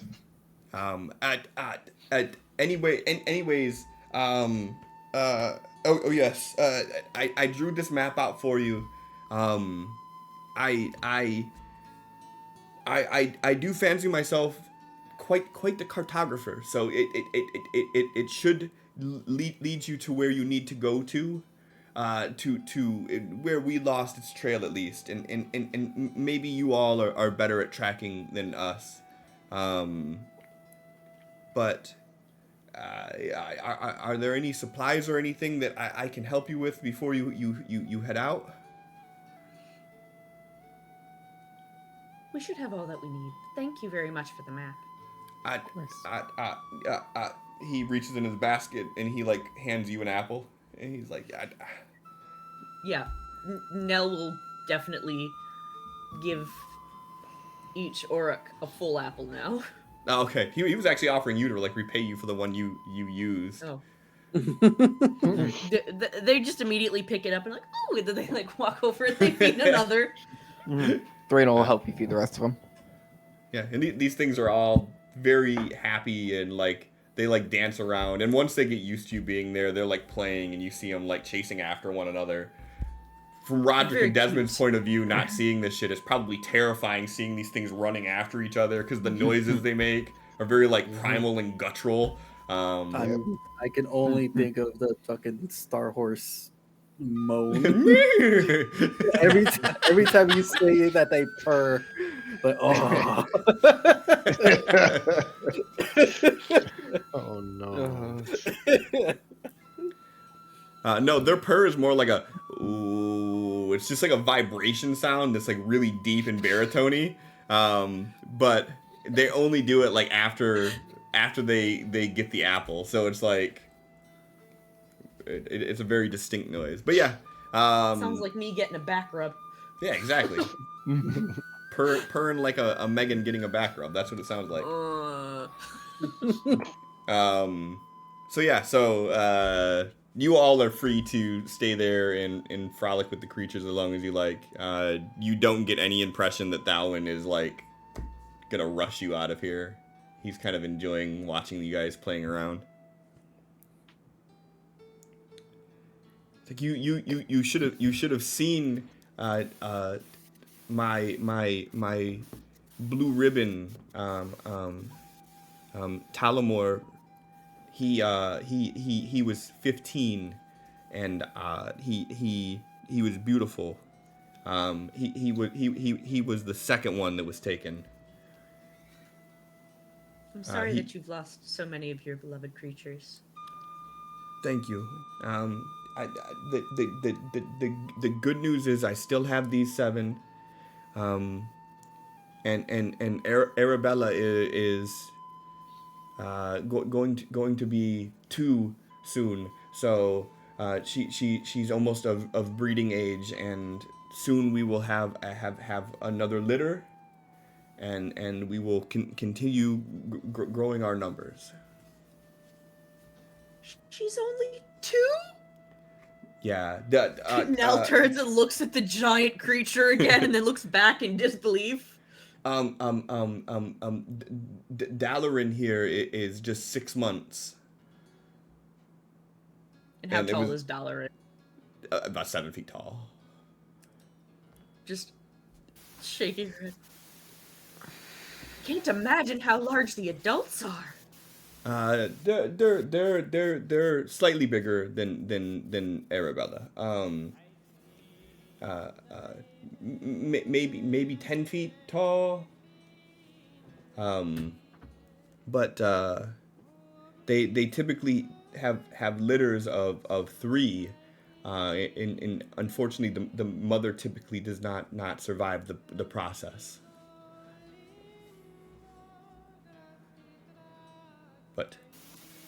That's how the cycle works. You lose one and you gain 3.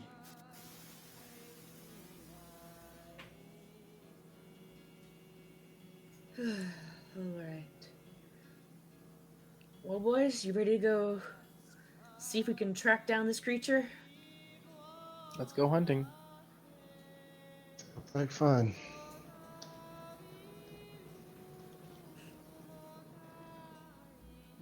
And off we go.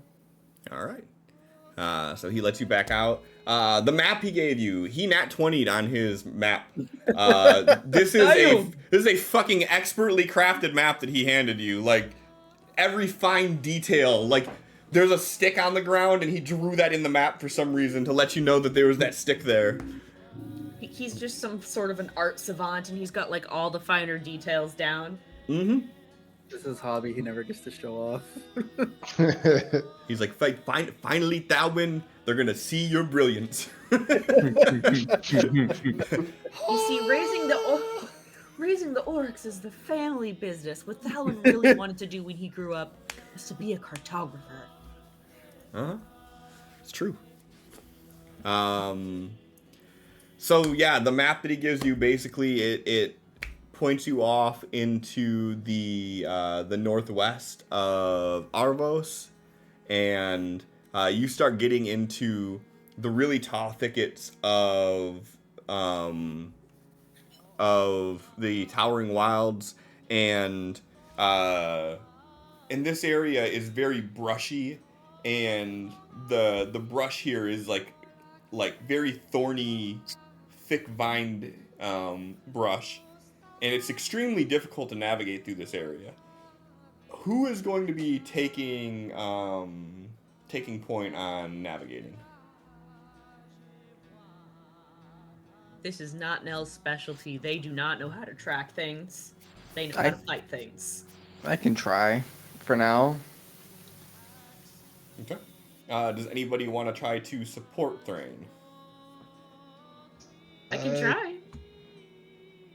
I How only get good a are you +1 at to it, but I can try. Are I you got a +2 to survival.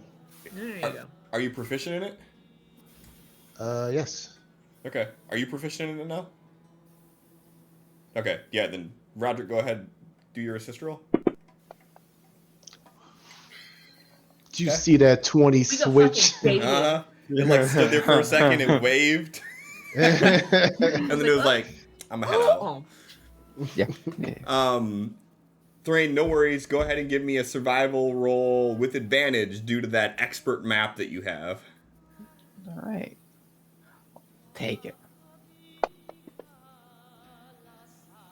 Okay. Good thing you had advantage. I think you need to change your Yep. dice again. I think you're right.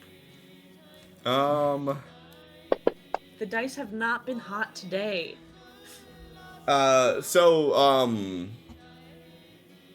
you all head off. It's like early evening by the time you all start making your way out. And as you're navigating through this thick brush, after a while, Thrain, you start to get the feeling that you might be lost. If it weren't for this map that you have that is able to sort of recalibrate the direction that you're heading in, like you have the idea that like beyond what was drawn out for you, everything's starting to look really similar. But you do stumble upon some tracks, and you try following them through. Everybody, go ahead and give me a perception roll at disadvantage and a stealth roll at disadvantage, please.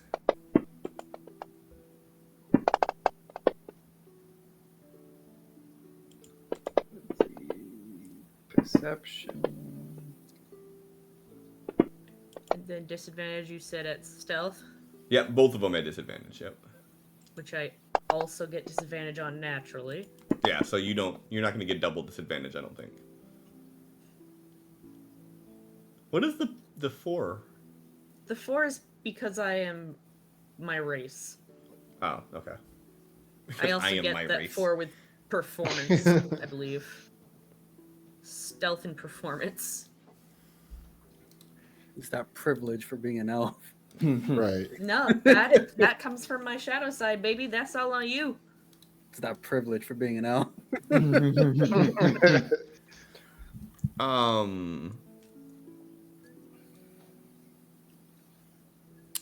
Do you guys want the good news or the bad news first? I'm assuming the good news is that we found the owl bear, but the bad news is that the owl bear found us first. Not quite.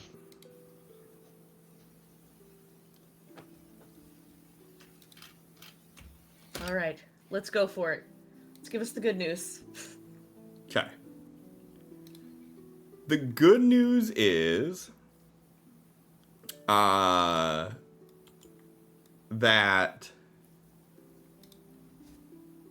you didn't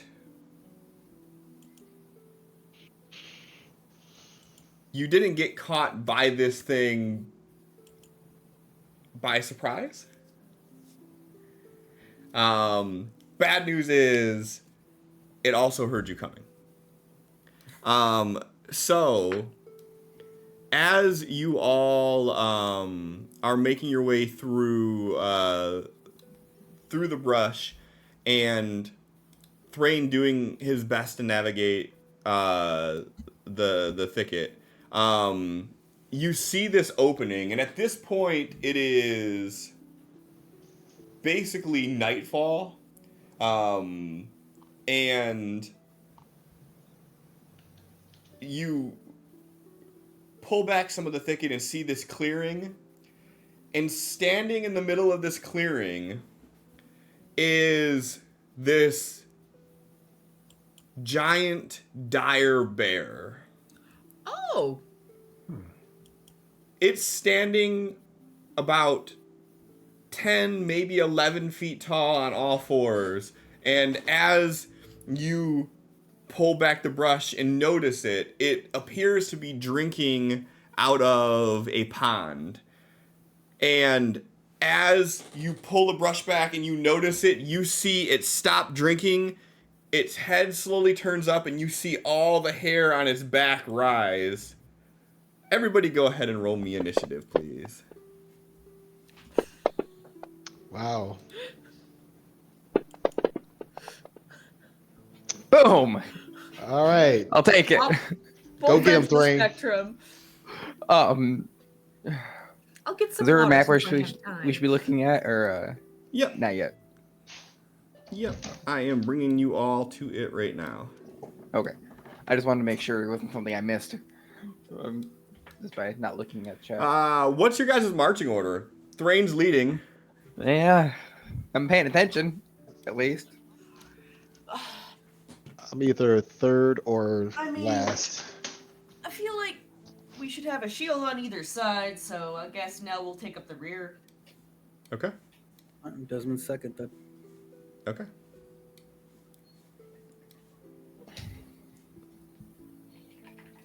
And I assume it's not like walking in a straight line. It's not quite that formal, so I'll kind of arrange like this, and you guys can tell me if you think differently. What I don't remember how to do is how to share the map while in... Can I even do that? Can I share the map while I'm in the map? I don't like the way that they did the new map stuff. Full disclosure. Boop boop. Bear battle. Mm-hmm. One flame. Love it. Thank you. It's fitting. It is. I thought long and hard about what to call that. And at the end, I was like, fuck it. It's the bear battle. I will say, one thing I don't like about Fantasy Grounds is how finicky the adjustments are for window sizing. What do you mean? You just do full, and that's it. Yeah, it's not that easy when you're using this spread out across 2 monitors.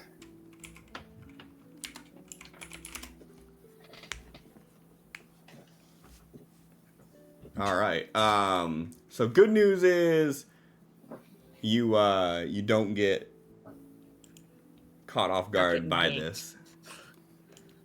Bad news is there's a He big does ass it. bear that's there looking at you.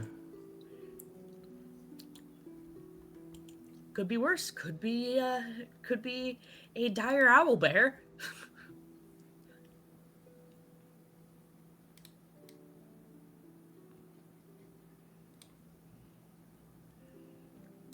Unidentified creature.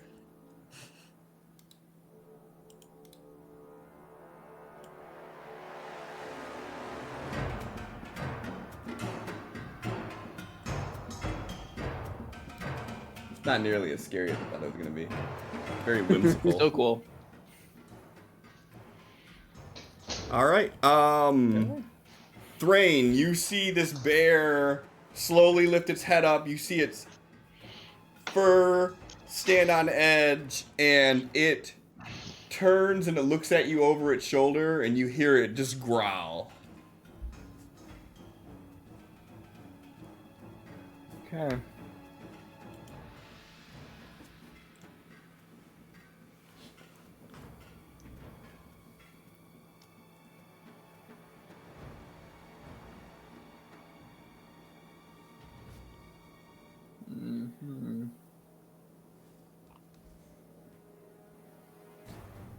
I'm gonna point at it.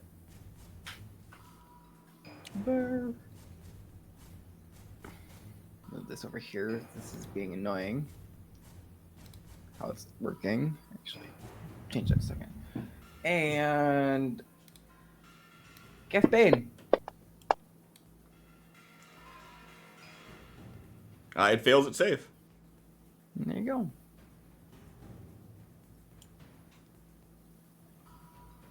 Okay. And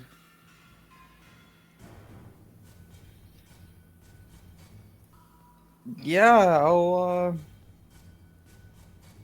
well, I would move within range first.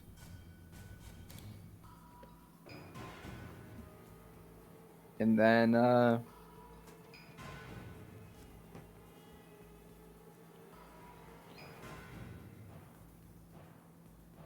I don't want to be grouped up because I feel like it has a attack that can hit us all at the same time. So I'm gonna move there.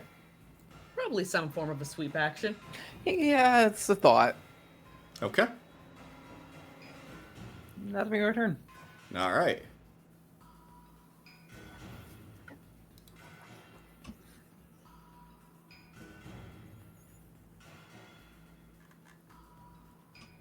Pop, pop, pop, pop, pop, pop.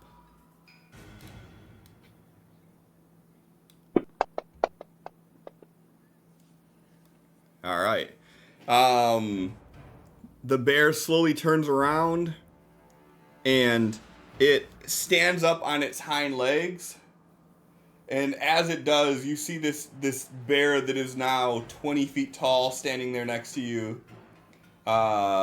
It lands down on all four, and as it does, you all feel the ground underneath you shake.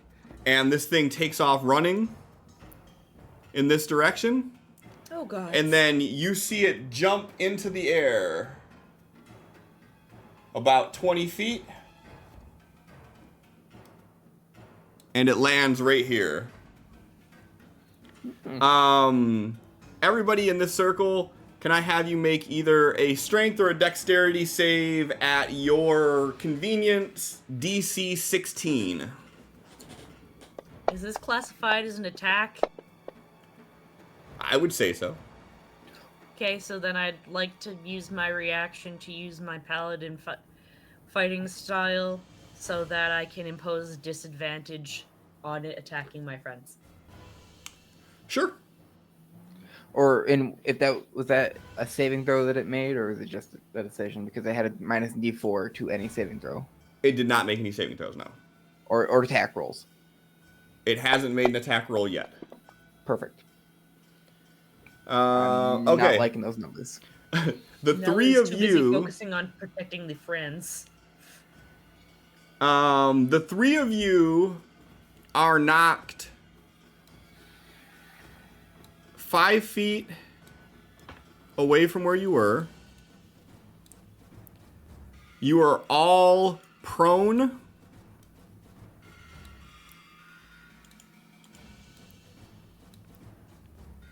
And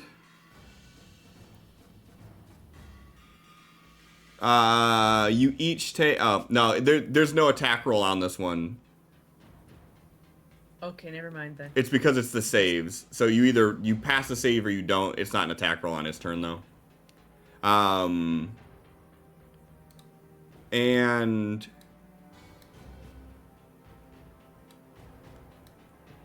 all three of you.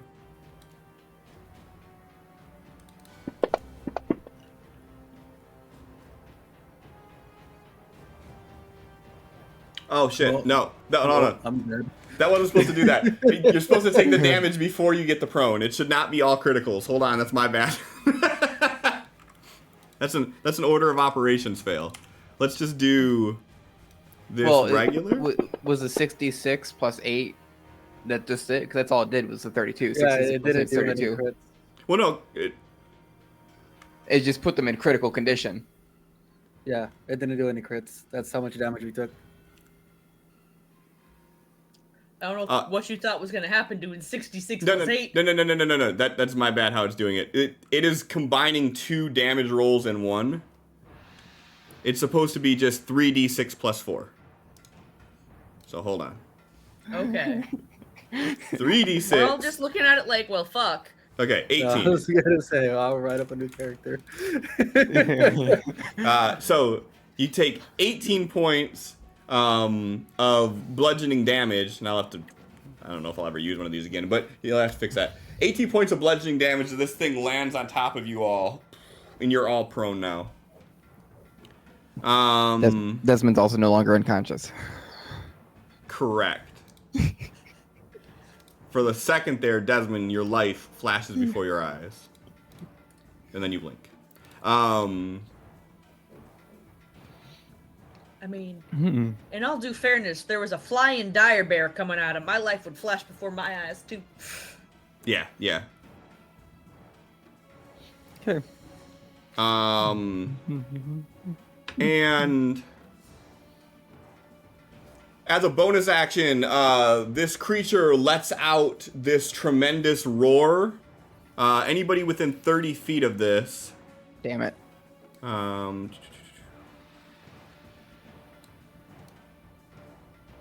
You were just outside of it, Thrain.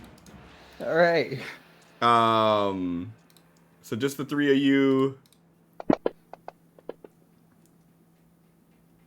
Everybody saved except for Roderick. Roderick, you have disadvantage on any ability, attack, or saving roll until the start of the dire bear's next turn. All right. Roderick, you are prone. There is this massive bear that is just completely taking up your entire vision at this angle. And it's just letting out this crazy roar. What are you gonna do? We're going to get up. We are going to... Let's see, was that half your movement to get up from prone? Yes. We're going to disengage. Okay. And, yeah. Come to me.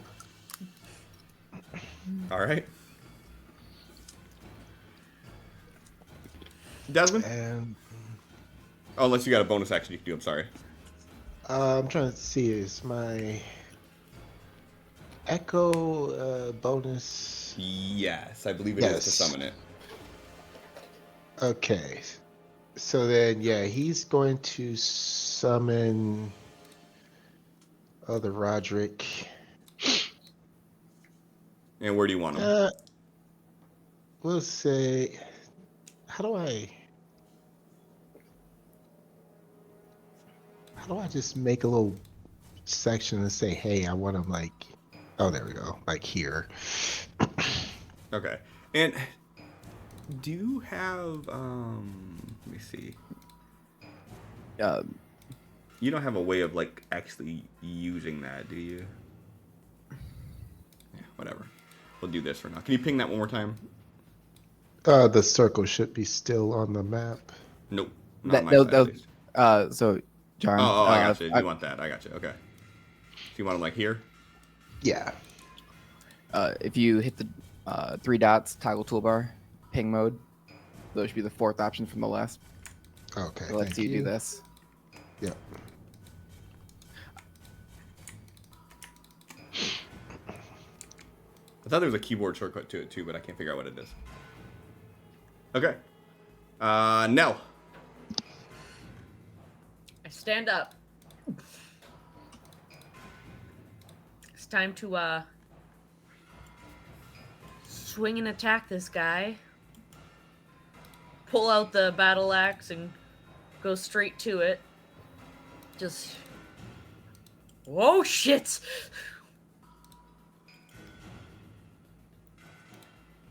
I will target first. Y'all know I'm bad at that. I did it, though. Alright. You What? skipped Desmond. Oh, I accidentally double-clicked. Oh, I totally did. Oh, why was it a disadvantage? Because it 'Cause still you're thinks I was prone. prone, even though I said I got up. Yeah, you dropped a 6. 6 So, plus 6 plus 5 would have five. been 11. That would have still been a miss. Shame. We're gonna use inspiration on that. But you're not gonna do anything because it's Desmond. Yeah, you're right. Yeah, I'm gonna let what I was Sid do it. doing might negate that. Okay, what are you doing? 30 feet. He is going to use his blessing to poof there. Okay. Then standing up. How do I? Nope. You're already up. Looking in that direction, though.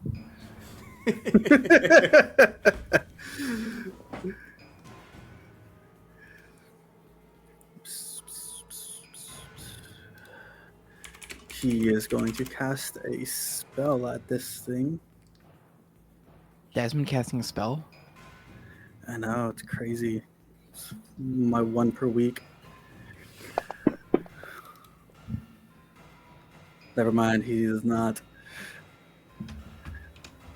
Alright, then dipping back 15 feet and getting behind these rocks.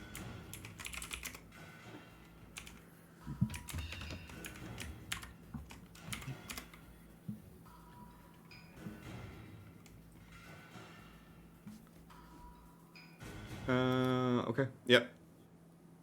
Now, your turn. So You I'm no stand longer up. prone.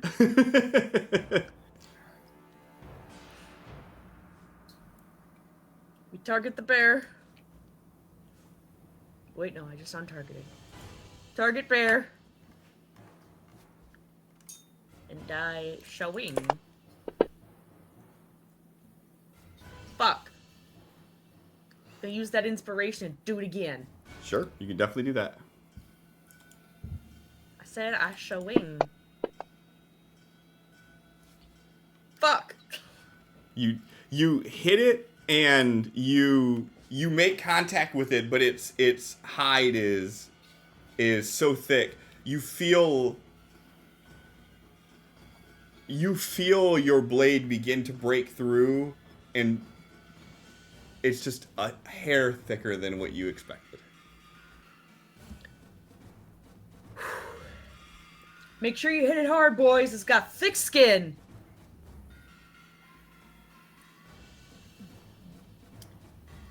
That's all I got. All right. Do you have Ava or Eva out? Not Ava. Eva, yes. Okay. Are they with you, or like on your shoulder, or are they flying around already? Yeah. Eva is infused into my armor at the moment.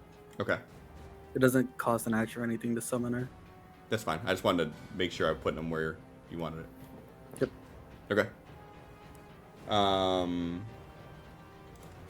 right. Is Ava doing anything? Nope. Okay. Can't. Okay. Thrain.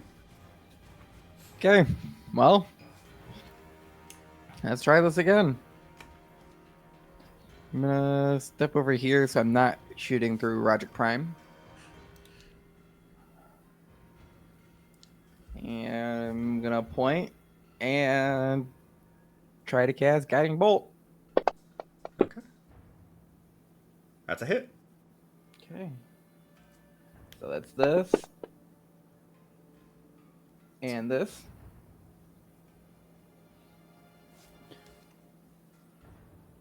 All right. Mark that off. That light should help you hit it next time.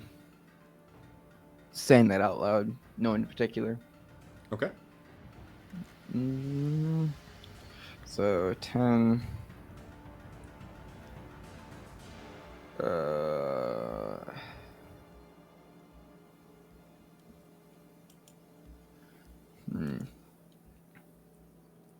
And move farther away.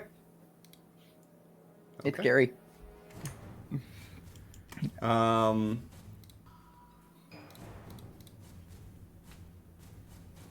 And okay. And as this light kind of flickers in the darkness of this open field, and the singe hits the dire bear, it snaps its attention to you, Thrain, and as you take off running, it gives chase. Opportunity?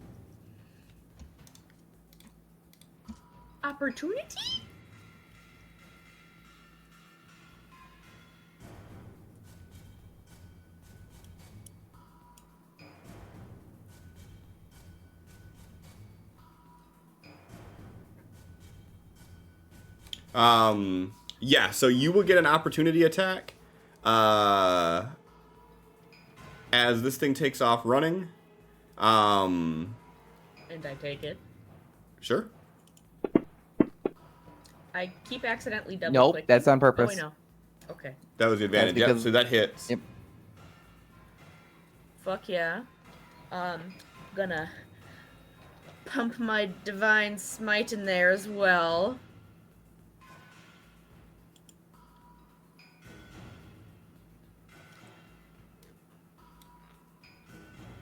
And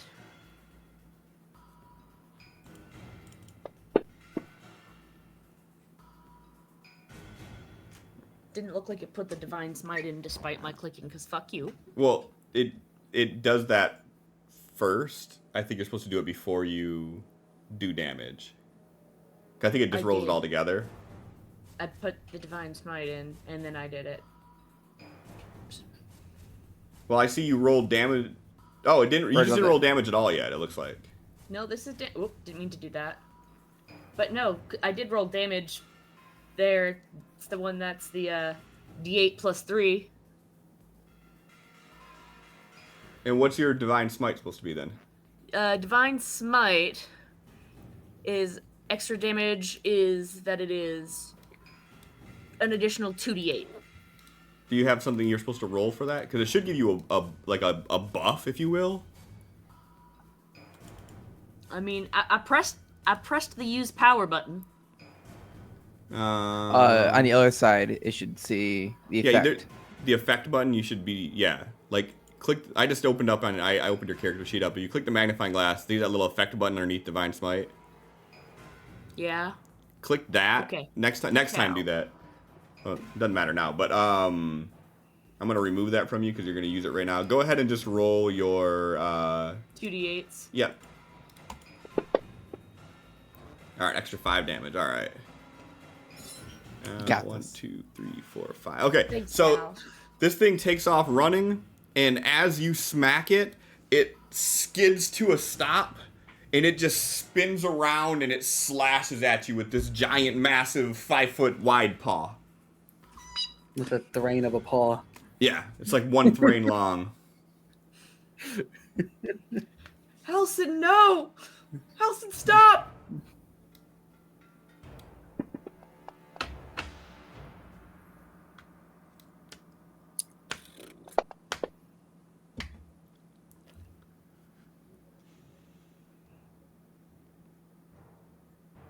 And it is going to make a bite at you as well.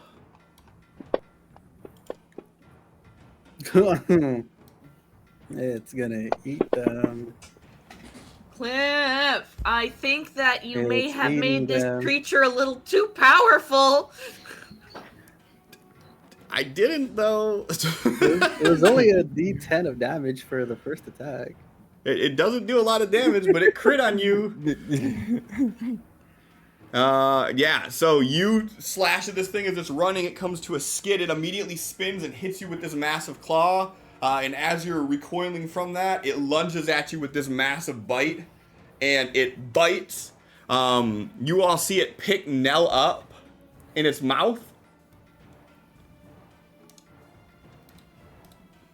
And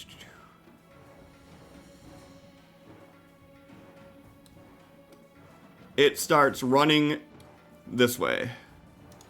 There goes my leader. Watch them as the bear drowns them. It's fine. Roderick. So is Nell, like, in its mouth right now? Yes. Okay. Okay, he is. Oops, I am still on pointer mode. Yeah, unfortunately, when you're unconscious, you automatically fail the strength throw. The strength save, rather. Really hard to fight back in this state. Oh yeah, totally. I just wanted to make sure I was understanding correctly. Just so you know, like, Nell's not there. I know. Okay. He's getting around to the rear of the bear so that his chances of hitting Nell are slim to none. Yeah. You'd have to be a really, really, really bad shot to hit Nell. So, yeah, we're going to shoot it in the ass. It works. It's In got a the big old bullseye. dumper. Lethal or non-lethal? Definitely going for lethal. I missed. Your shot rains off, hits the water. We are going to action surge. That's a hit. Sweet. Okay, I'm going to. I feel like I could do better than that. Going to use my piercing feat ability where I can re-roll my damage die, Sure. and whatever it is, I have to take it. Okay. So we're gonna roll it again. Hopefully, get something better. Wow. Pardon me a moment. The Aurora Borealis is over our house. I'm gonna go outside. What? Yeah, Northern Lights are actually out tonight. Okay, but yeah. I mean, that's all he's got right now. Okay. It did fail its save throw, so as you shot it, it let out a. Oh, actually, hold on. Yeah, so as you shot it, it lets out a groan, and you see Nell's body just roll out of its mouth and onto the ground as it turns and looks at you. All right. Any more movement or anything you want to do? Let's see. How far did he move so far? 25, About. wasn't it? Or was it 15? It's 15, so you got 15 still. We're just gonna move back. And he's done. All right. Desmond. All right. Desmond says a quick prayer, and the words of get up, get up, get up, get up, get up, and he casts healing word on Nell.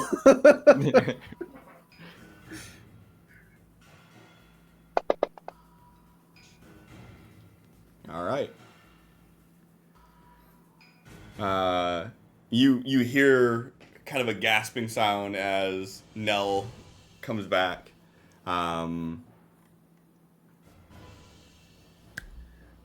Anything else you're doing?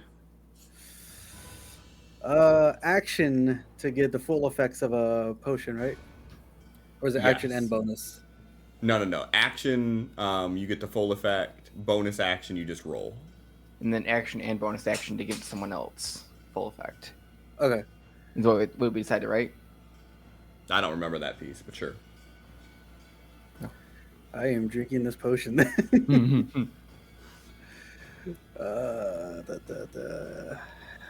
is Yeah, that? if you do- 4 plus 2? Are you doing Wait, it as... no. That's a lot bigger than I thought it was. I am not drinking that potion. That's what she said. That is 8d4. Damn. Yeah. Do you have that's superior? Uh-huh. Oh. I don't know how I have this, but I have it. I think one of the cards was played. Yeah, so let's not do that, and I guess make ourselves a target.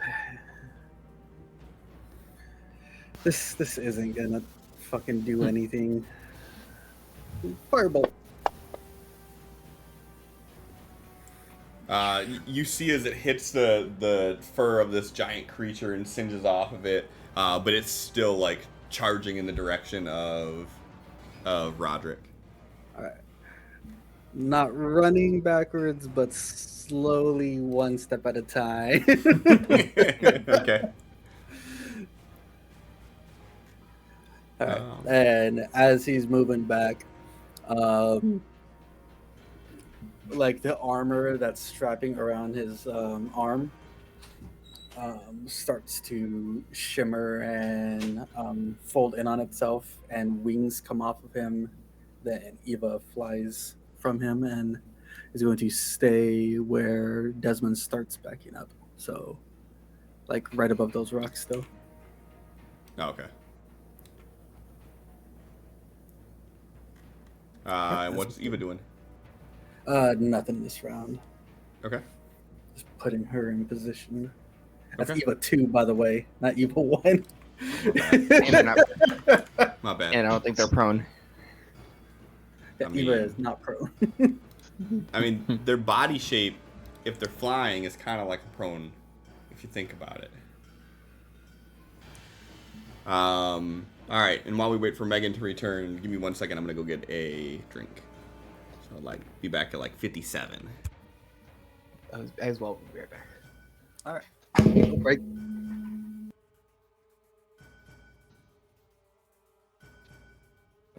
John, before I leave, you have the pendant. Remember to use the pendant. I need that to actually be an item, so I remember. I to use know. It's just, it's not even attunable. Like, it's just the item that you need to use. You need to get a sticky note. Yep. All right, I'll be back.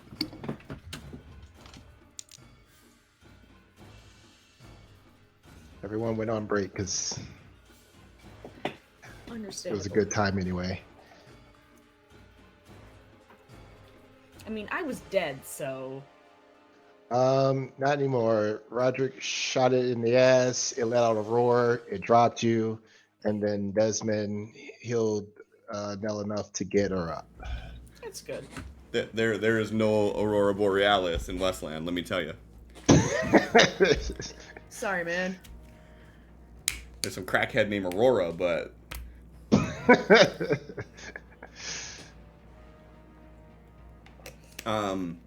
yeah, so I think that they were just catching you up, but you were in the mouth of the bear. Roderick shot the bear.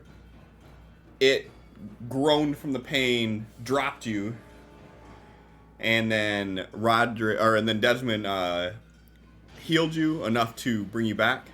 So you were laying there prone, badly injured.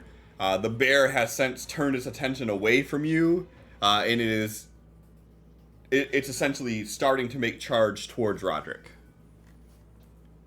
And it is your turn. All right.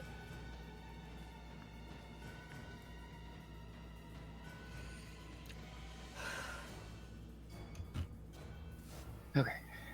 So it is my turn. It is. I have 4 HP at the moment. You do. 6. 6 HP at the moment. You're right. I'm bad at math. That 2 is a difference. Mm-hmm. So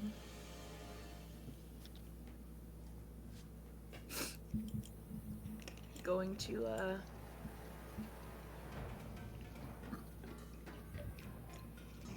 as an action, I'm going to use my lay on hands on myself for let's see.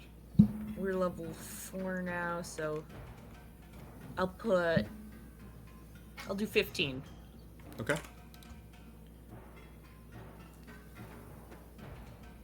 All right, so as you're laying there in the dirt, your own blood sort of roll over and your hands shimmer that sort of iridescent color. And you heal essentially half your wounds. Yep. And then I stand, no longer prone.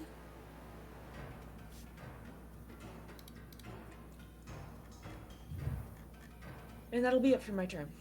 Okay. Thrain.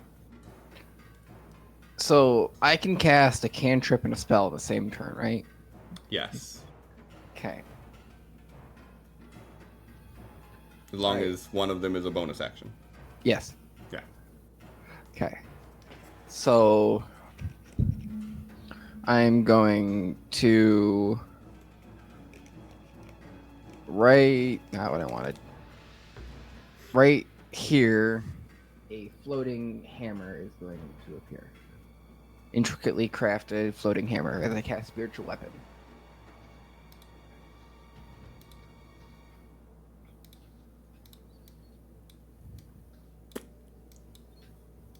Nah, that's not the button I want to click. Am I already targeting? I am. And then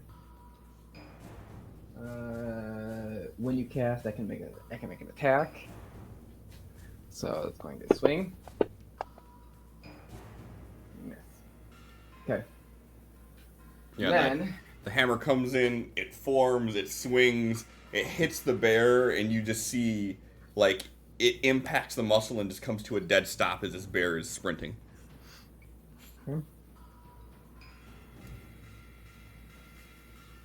And then, still pointing in that direction, Thrain is going to shift his point slightly more towards the bear and cast Toll the Dead.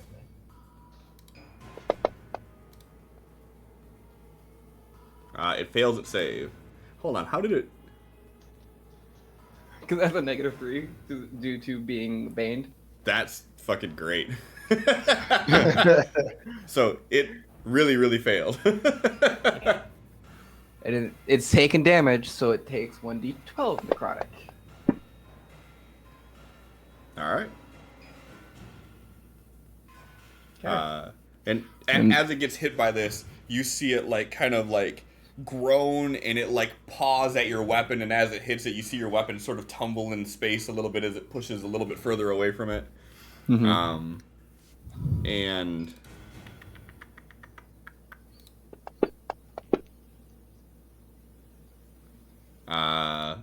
yeah. And it is very confused by this thing floating around here.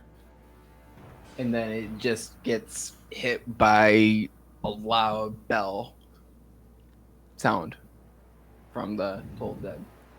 Does that emanate from you, or does that emanate from its area? You point at one creature you can see within range, and the sound of a Dolores bell fills the air around it for a moment. Okay. So around it gets. Yeah. So as you do that, it kind of spins around and it runs away from this. Sort of like running through Nell, like knocking them back as it starts running this way. Let me see real quick though. Now, Was question. Here, right? Where was that?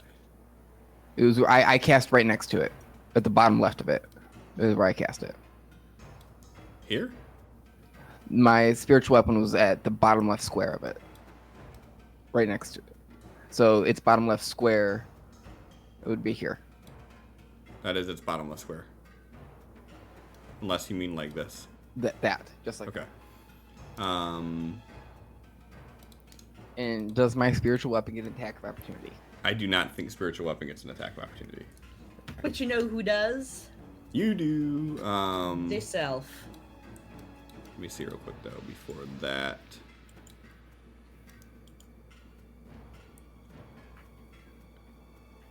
Alright. It's taken off in this direction here. So feel free to make your attack of opportunity. Mm-hmm.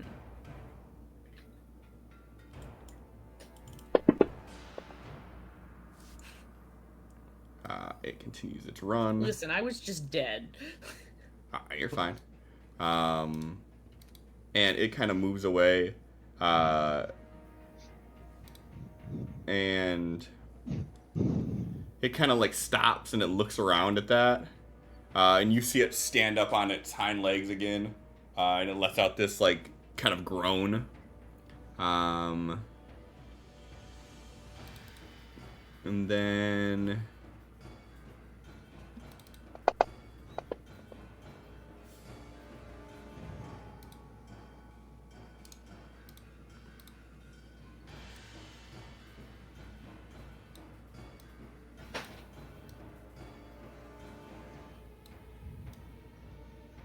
it starts heading in this direction.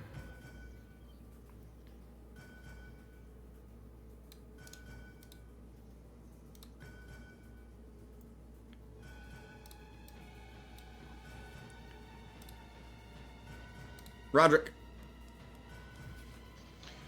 All right. We're going to move like 30 this way. What's that thing, Deucin? You don't have to roll. It's a 10 plus whatever your modifier is. What's that thing do, Sin? Right. Okay. I don't think I need it just yet. Yeah, I don't even know what the DC is to hit this thing, though. Oh, what the fuck? Higher than a 12. We will at least pop second wind. Let's see what. 1d10 plus fighter level.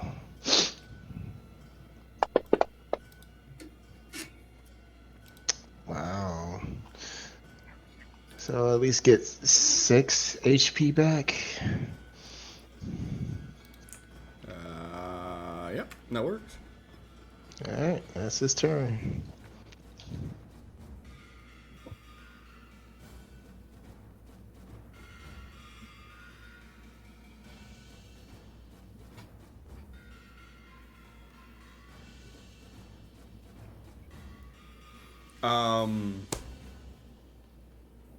Do you want to call it tonight?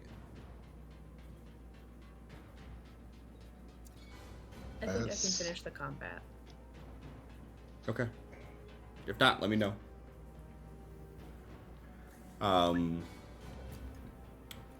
So this bear is charging at Roderick or at Desmond and Roderick. You kind of run up and you shoot this loud weapon, and as you do, you see it hit the thick tuft of this bear, and it kind of like huffs, and you see it like come to a skid, and it looks at you and it roars.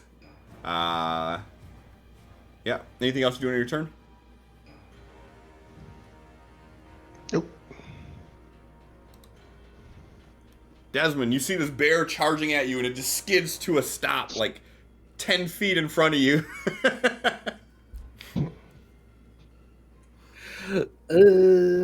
Which it's looking to the left. Yeah, it's still facing you, but its head is now turned to its right, looking at Desmond, who'd be to your left. Roderick. Yeah, you're Desmond. He's Roderick. Who thinks everyone's Desmond? No, that's you. I'm not the one with the Desmond plushie. Listen here, motherfucker. I don't need your shit. Oh my god, it's way bigger than I thought it was. That's what she said.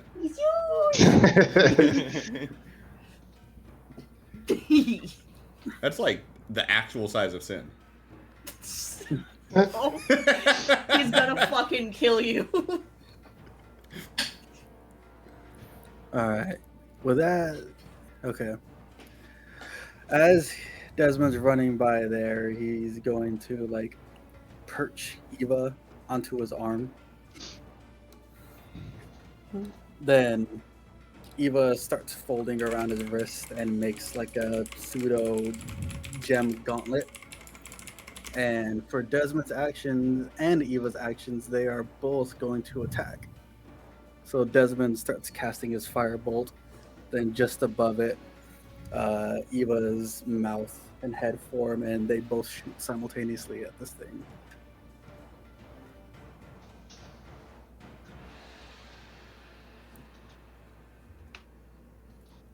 Alright, so go ahead and make 2 attack rolls of Firebolt. Eva has her own attack. I don't know. Hey, that's a hit. That is a hit. The limit is 16.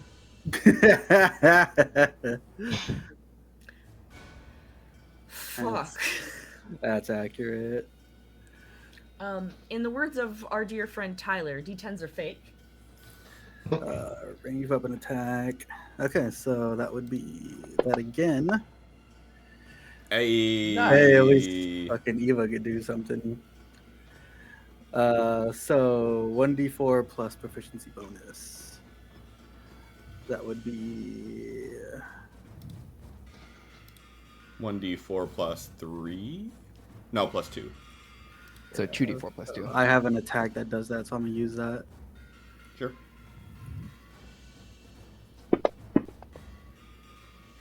Hey. Nice. So Desmond like runs, grabs Eva as he's infusing it to his arm. He turns back around, and this giant green bolt of energy just comes from his hand.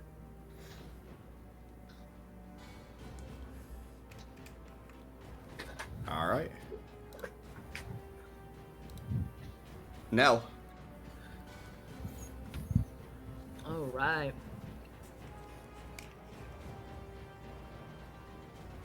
We go here. Yes, you do.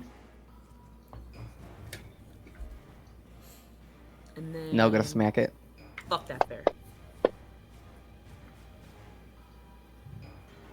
You should try attacking it and not fucking it. Maybe. Nah, Maybe fuck that'll that work. bear. Okay. They were Feel saying like- you should be a bard, right? Oop, the bear on the snoot.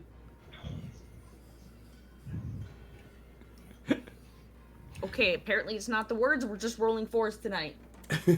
You run up and you hit it, and you make contact. You feel it hit, but its hide is so thick you don't break through. And you take that second cleave, and you feel it thud against it again, and it just sort of looks at you with this stare, and you see it Now raise can't its... even make 2 attacks. That was just me seeing if it would be like, okay, if I say nicely.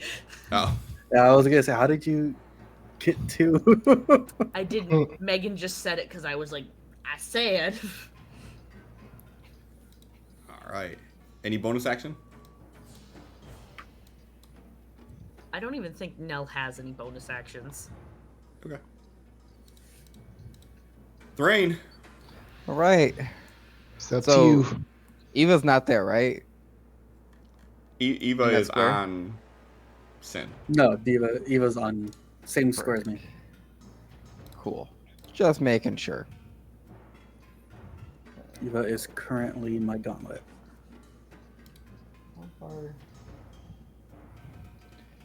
And then, will you move the spiritual weapon 20 feet closer? Sure. Oh wait, never mind. I can. Okay. I didn't realize I could manipulate it.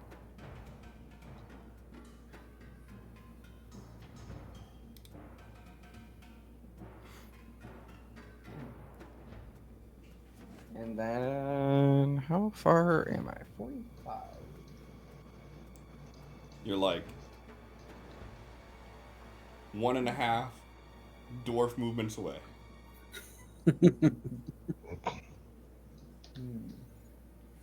Actually, that's like 2 dwarf movements away. No. Yeah, it is.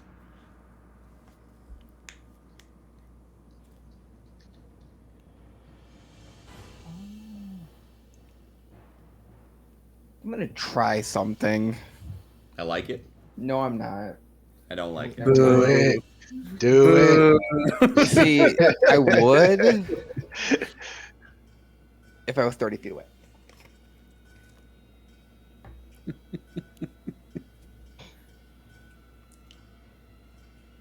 Well, I mean, don't forget, you do have the ability to use dash as an action if you don't do an Casting action. is an action.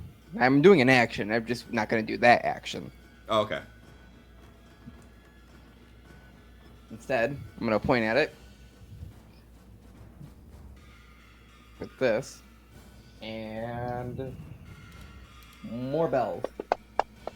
Okay.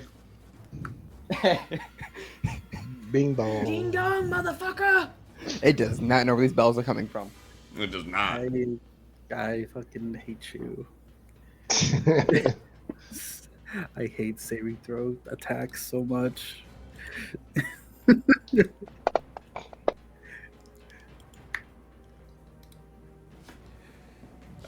He is not feared from it this time.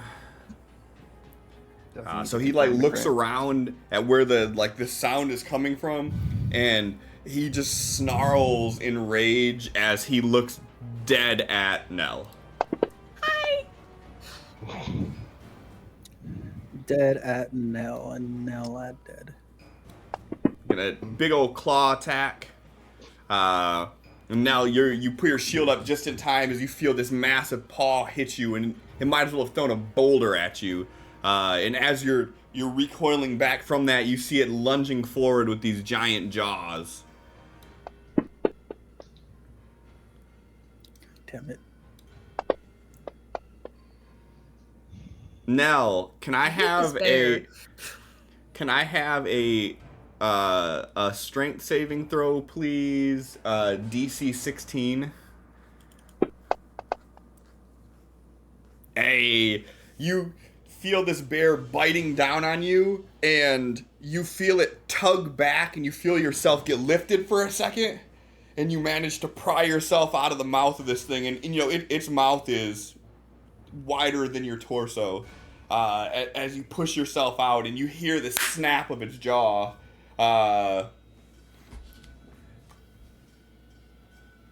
And yeah.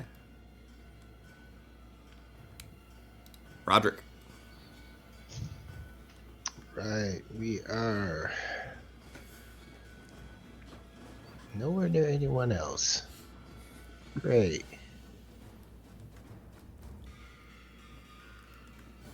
You're the bottom one. Yep. Yeah.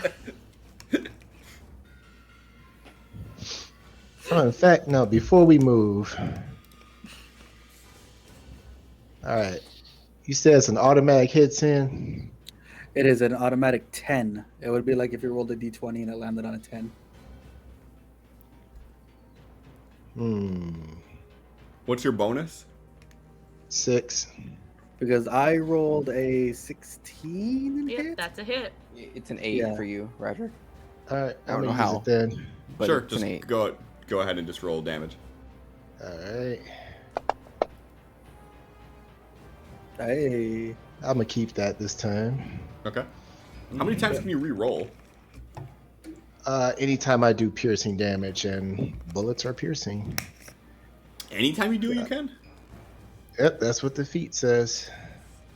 Well, The, damn. the pendant on the back of your glove starts whirling up, and it matches the same speed as your pistol. And without having to aim, really, you just fire it. All right, we'll move over here, and then what does it take to move you? In turn, you can mentally command the echo to move up to 30 feet in any direction. No action required. Okay. So then this one comes over here. Okay. All right, and he's brandishing his swords, and that's the end of their turn. Okay. Desmond. What's my range? What's my range? What's my range again? –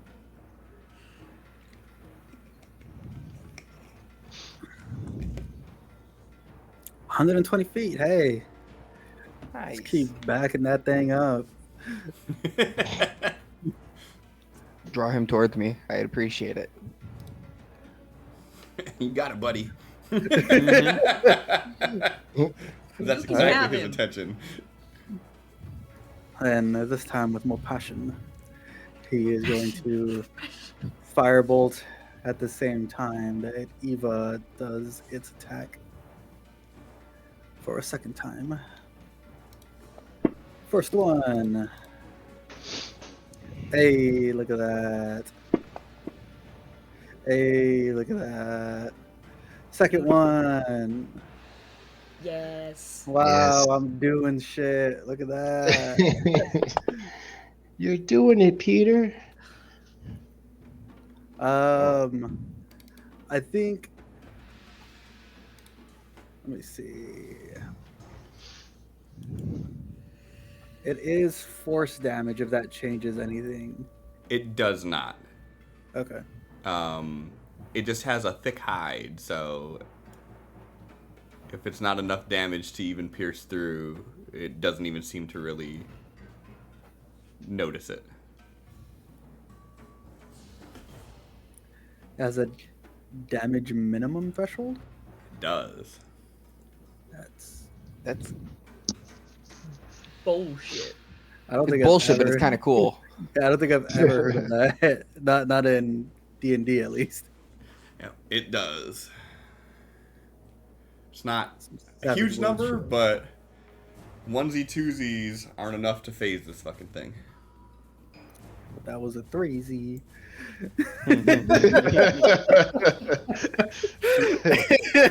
Threesies and foursies aren't enough to phase this thing either. Well, That's his turn. All right, Nell. You're seeing shots ring off, and you're seeing these like little holes getting poked into it, and a little blood, and then you're seeing like this green flame hitting it from the side. and I'm seeing a lot of blood from me. Yeah, you see a lot of blood. You don't know whose it is at this point. Getting real sick of this bear.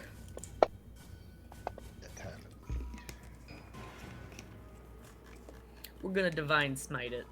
Hey.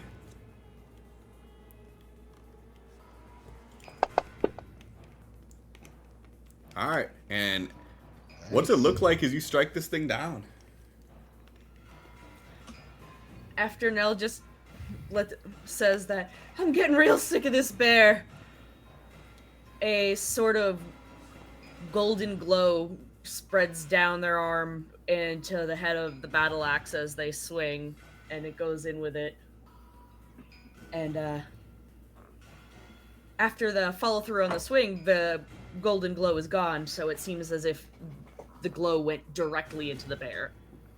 Yeah, so you cleave through, you hit right on this thing's head, and basically with the same motion as your follow through, the bear's body just thumps down to the ground. And you put your foot on it and pull your axe head out as this thing takes one final swipe at you, and you feel this big paw land right next to you. Boof. As it just lays there motionless.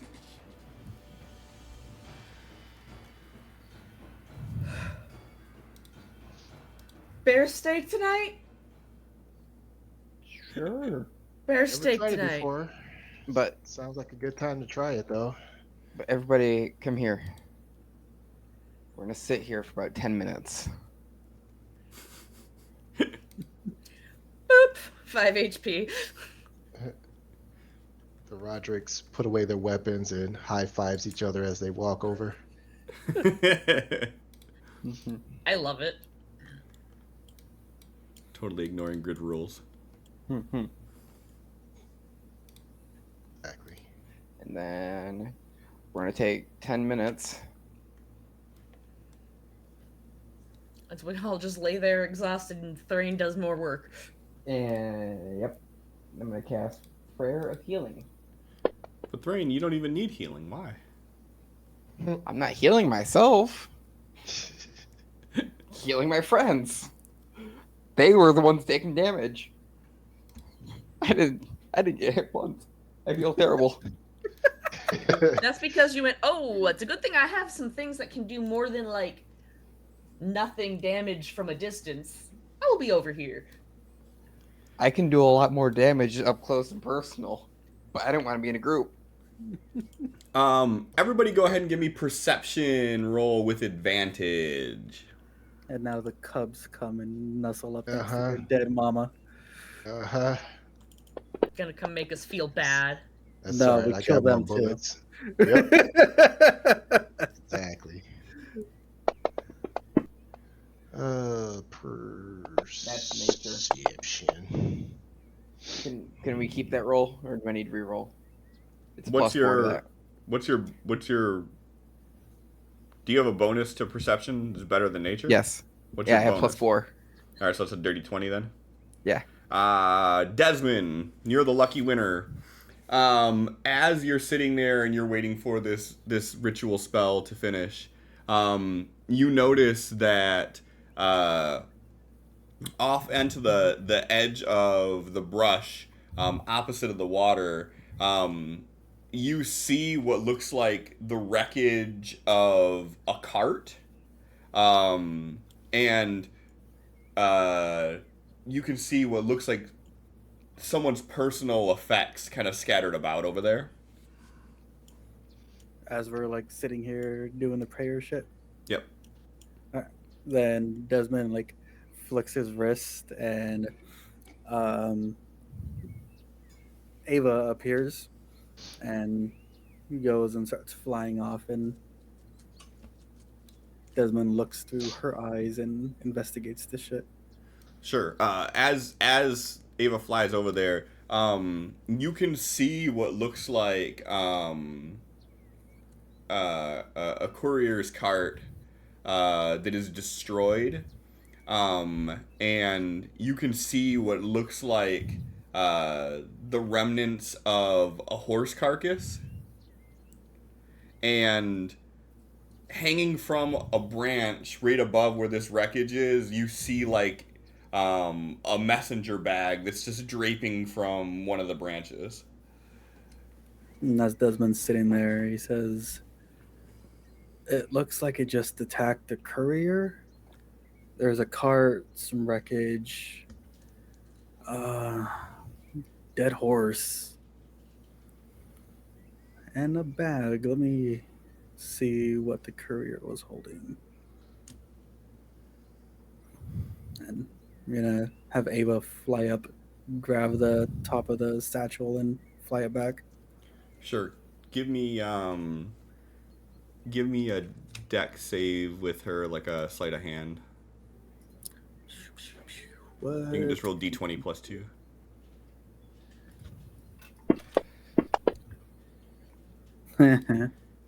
As she swoops down to get it, as she swoops down to get it, the strap snaps, and you see the bag fall to the ground, and you hear the sound of coinage spill out. Roderick looks up. Hello? I hear it, and I just reach out to Roderick and grab him. As Thrain's eyes are closed, and he's just saying a prayer. And seeing where Roderick sat initially, he just reaches out instinctively and grabs him. Roderick stays put, begrudgingly. Desmond raises his other arm, and the crystals all move to the tip of it. Then Eva appears, flies out, and Eva is gonna start gobbling up the coins. Sure. So, are you still looking through Ava's eyes? Yeah. So you could see that some sort of a potion fell out, a piece of paper, this wand, and you can see the coins that have sort of spilled out. And Ava doesn't have dark vision, does it? No. Okay. So there's coins that spill out. Mm-hmm. Eva's gonna gobble up the coins and the potion, then pick up the paper with its beak, and Ava's gonna pick up the wand with its beak, and they're both gonna fly back. Okay. High or low? High. Sin, give me a D10, and you want to roll low. Not bad. So 1, 2, 3 removed. Eva picks up a total of 21 platinum. Oh shit. As everything has been brought back to you, you get a potion of invisibility, which you would be able to identify yourself. I don't need to make you roll anything for it. I think you would know what that is at this point. You have a strange map, and the drawing on the map, it appears to be like exactly where you're sitting at. And there's a note, and the note itself has been stained with blood, and you can't make out all the reading on it, but it says, the first part of it's cut out, and it says, "But I think that you will find this oddity quite unique," and it's signed with a moniker of SM.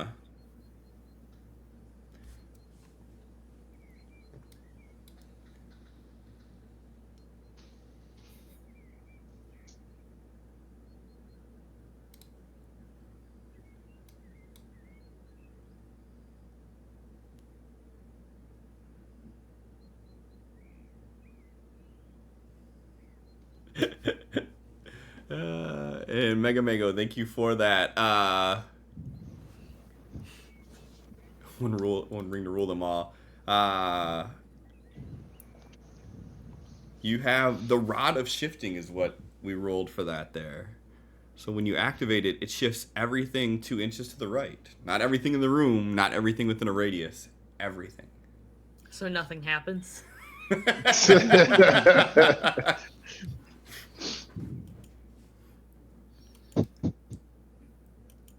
Okay. That sounds like it does nothing, but it. Oh no, it would definitely fuck up everything, like Can it be a ring of shifting? planetary wise. Absolutely, it could be a ring of shifting. That sounds like it has power. So I'll say that while this is happening, as you're doing this, Thrain, you feel, as you're doing this ritual, you feel something underneath your feet. And as you sort of like kick your foot away, thinking that there's going to be a rock or something there, you see this ring. It's this dulled ring with like some etchings on it. And it catches your eye, but you don't quite know what it is. I'll grab it. And then just put it in my pocket for now. And while we're still doing this, I'm going to ritual cast Identify on that wand.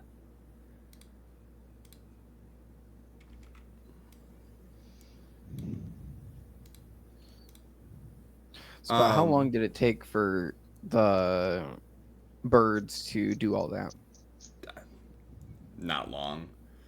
Let's say, is my spell done or? Well, yeah, I assume that they waited till you were done before you did any of this in general, like so that way they're not interrupting you as you're doing it. So I assume at the end of that is when this would happen. Oh, then after that, I'd be getting up and walking over to the bear. But yeah, Sure. Yeah, and the bear is still laying there. The wand, Desmond, the wand has the innate ability to point directly at what you aim at it.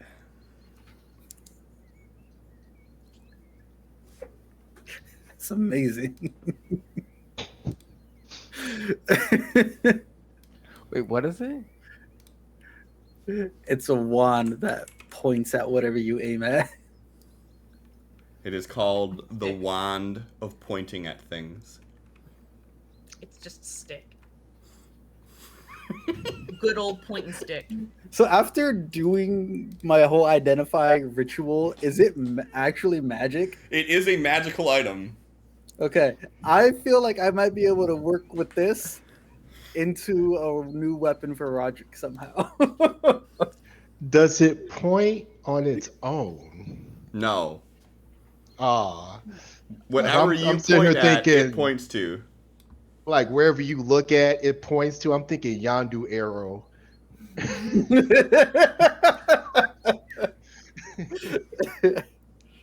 Yeah, this could be interesting. And as you're all kind of looking at this, Going through the cart. as you're all looking at this, Eva's flying back out and picking up the rest of the things that kind of spilled out. And as it's flying back, Nell, it drops this rope in your lap, and it's a very fine threaded rope.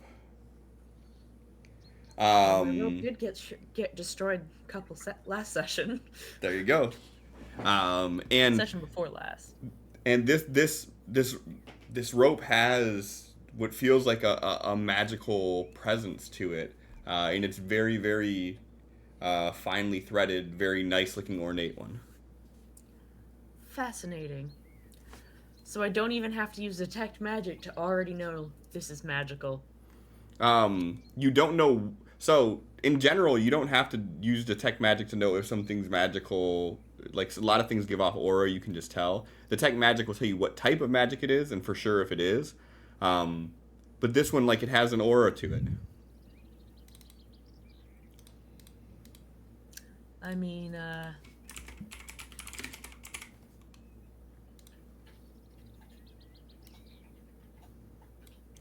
detect magic to see what type it is. Why not?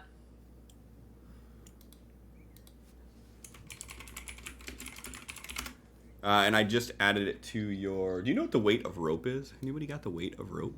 I can 2 seconds. It is 10. Yeah, there you go. Okay. So,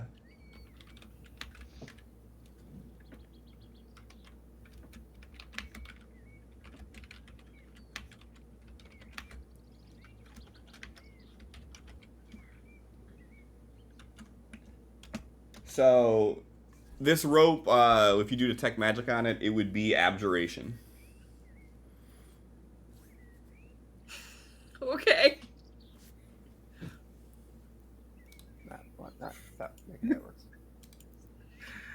After I do the identify on my pointing stick, I'll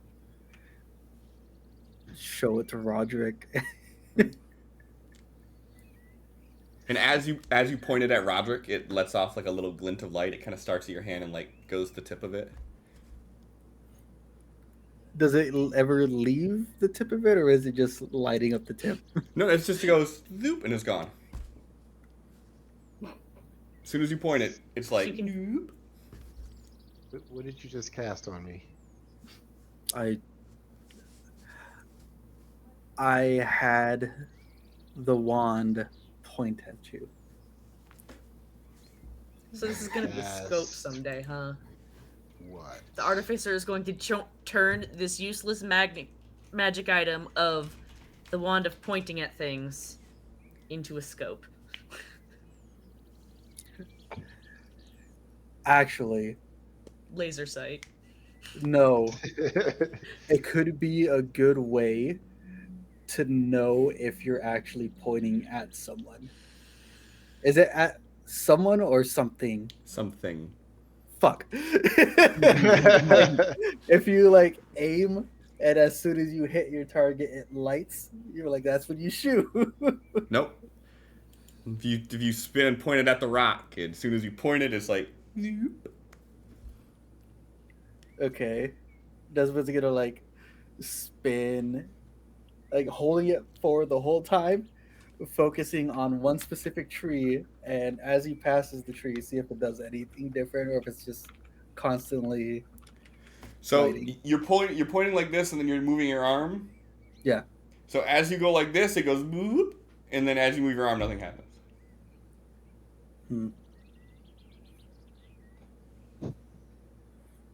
I can't say that I'm impressed by whatever you're doing here. He got like one end of the wand in each finger, and he's just waving it in front of his face. Listen, it's just a grower, not a shower. And Thrain, what are you doing with the bear? Can I rip out his claws? 2 of them. You can attempt to, yes. Yeah. What are you doing it with?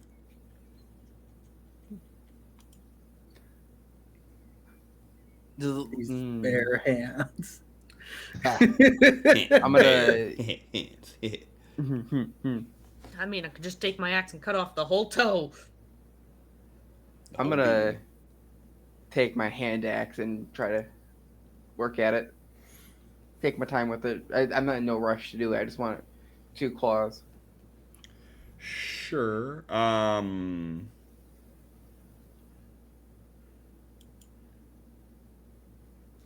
If you all see Thrain like pulling out his hand axe and trying to like whatever you would call the process of removing a claw, I'm sure there's a Declawing? Well, no, there's probably like a term for it, like something sectomy. I'm sure it is.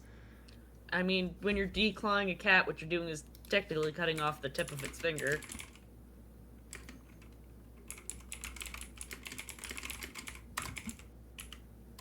You guys did this.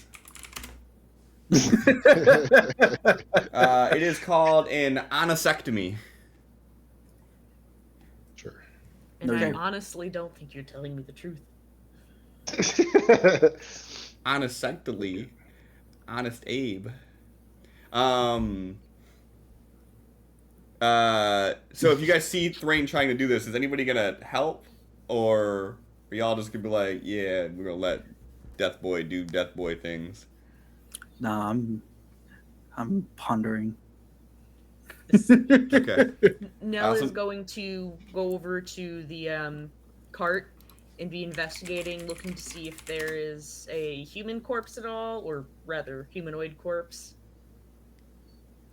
None that you are seeing, no. Give me an investigation roll. If you can get like, we'll call it an 18, because I gotta make sure that you have consequences here. You got that. My +0 to investigation, and I gotta get an 18. Let's go. So close. I was as close as I can get, damn it. You did not find the missing 3 platinum. Shame. It is. But with So, that investigation roll, what else do I find out about this? not much. So Flashlight. you find out that they're. I mean, everything that we said before. It appears to be a courier. It unfortunately got caught by this.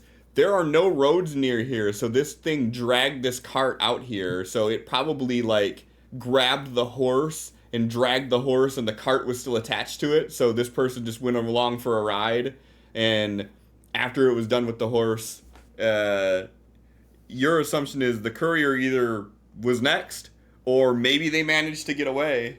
But you don't see any sign of a humanoid corpse here at all. Back to Thrain. Thrain, you're not proficient with leatherworking or tinkerer's tools, are you? No. Okay. You could try to declaw this thing just by giving me a survival roll. I'm going to say that for doing something like this, it's going to be a DC 15 per claw. Okay. Good news is, if you're There's a lot of really, them. really, I'm about to say there's like, you got 16 opportunities, I would say, if you really, really are desperate. So chances are you'll get it. But if you crit fail during any of these, then you basically just waste that opportunity. Everything got butchered. Okay.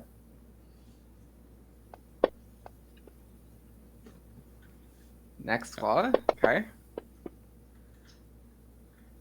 Okay, you got one out.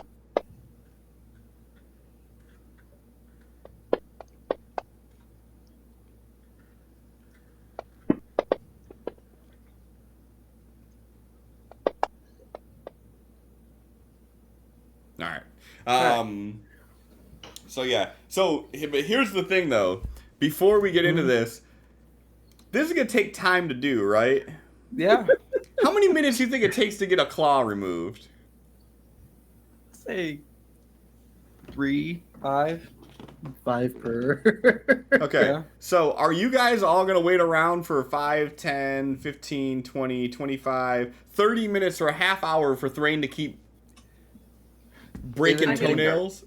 After a while, Nell's going to just start. I'm going to make some survival rolls to attempt to get some choice cuts of meat off this fucking bear. Sure. It's a half hour of me being able to experiment with this wand, so I'm fine with it. You got the map too. Yeah, but the wand is a wand. True. Yeah, sure. Now give me a survival roll to see how well you can. I got the steak. Damn good. Can I have another 20, please? It's a real good steak. It's going to Real be the good. best meal of our lives, guys. Desmond, is it? Did I change off of cooking? Hold on one second here. Uh-oh. Guys, I have my cooking utensils. And I'm still proficient in cooking. Yeah, I'm good. Okay. So, depending on how long you want to do this, a dire bear weighs 10 times more than a regular bear. And a regular bear, you can get between 40 and 50 pounds of meat. Which means that you could get between 400 and 500 pounds of meat off of this thing if you were to take the time and properly butcher it. We could sell it. Yeah, But but I also don't think it would be reasonable for all of us to be carrying 400 pounds of meat. And so, I'll say we could do like 250 pounds of meat and split that evenly amongst the 4 people carrying if people are chill with that. About to say, I don't think Desmond's gonna be carrying around meat. Listen, he can press to poof himself, but if he says no, he says Let's say no. that seems a little out of character.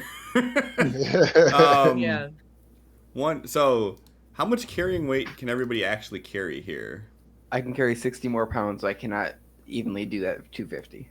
How So Nell, you can carry about 90 more pounds. how rough is the cart? Oh, it's destroyed. Fuck. Never mind. I mean, honestly, I will do as much as I can, but I also think to prove that we have in fact done this job, other than all of the meat you're about to bring back, we might want to, like, I don't know, take its head.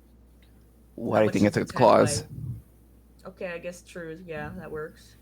I want a claw, but I want to have a claw for proof. Botsy, taking its head, that thing's gotta weigh a fucking ton. Yeah, That thing's no. gotta weigh like the fucking weight of a Chevy block. Could we? You know what? I Giant bear ear's good enough, probably. It was a dire bear. Very big bear. But, you know, he has the claws. That counts. We're good. All the bear meat plus the claw. He's not going to question it. No. How do I know for sure? With your 250 pounds of bear meat. Like, bruh. How do I know Yeah. you didn't just stumble upon an entire family of bears sleeping and butcher them all? Huh, that's a good idea. Roger, here. how Have much this can you claw. carry? I am Okay, not a so strong boy. Roderick could carry 98 more pounds. Desmond could carry. He's not going to. Don't worry about it. He could only carry 40 pounds, anyways. So 90. Nell, you can do 90. So 180 and 60. So you could do 250. you could do a total of 240. 240. Okay, I thought, but 248. Yeah, cut the 250. We'll eat 10 pounds of meat. Yeah. There you go. You eat 10 pounds of fucking meat. If I would have, It's time If for I- some good eating. if I were to get a little luckier on finding materials, I could have just made us a bag of folding already. But I only get common.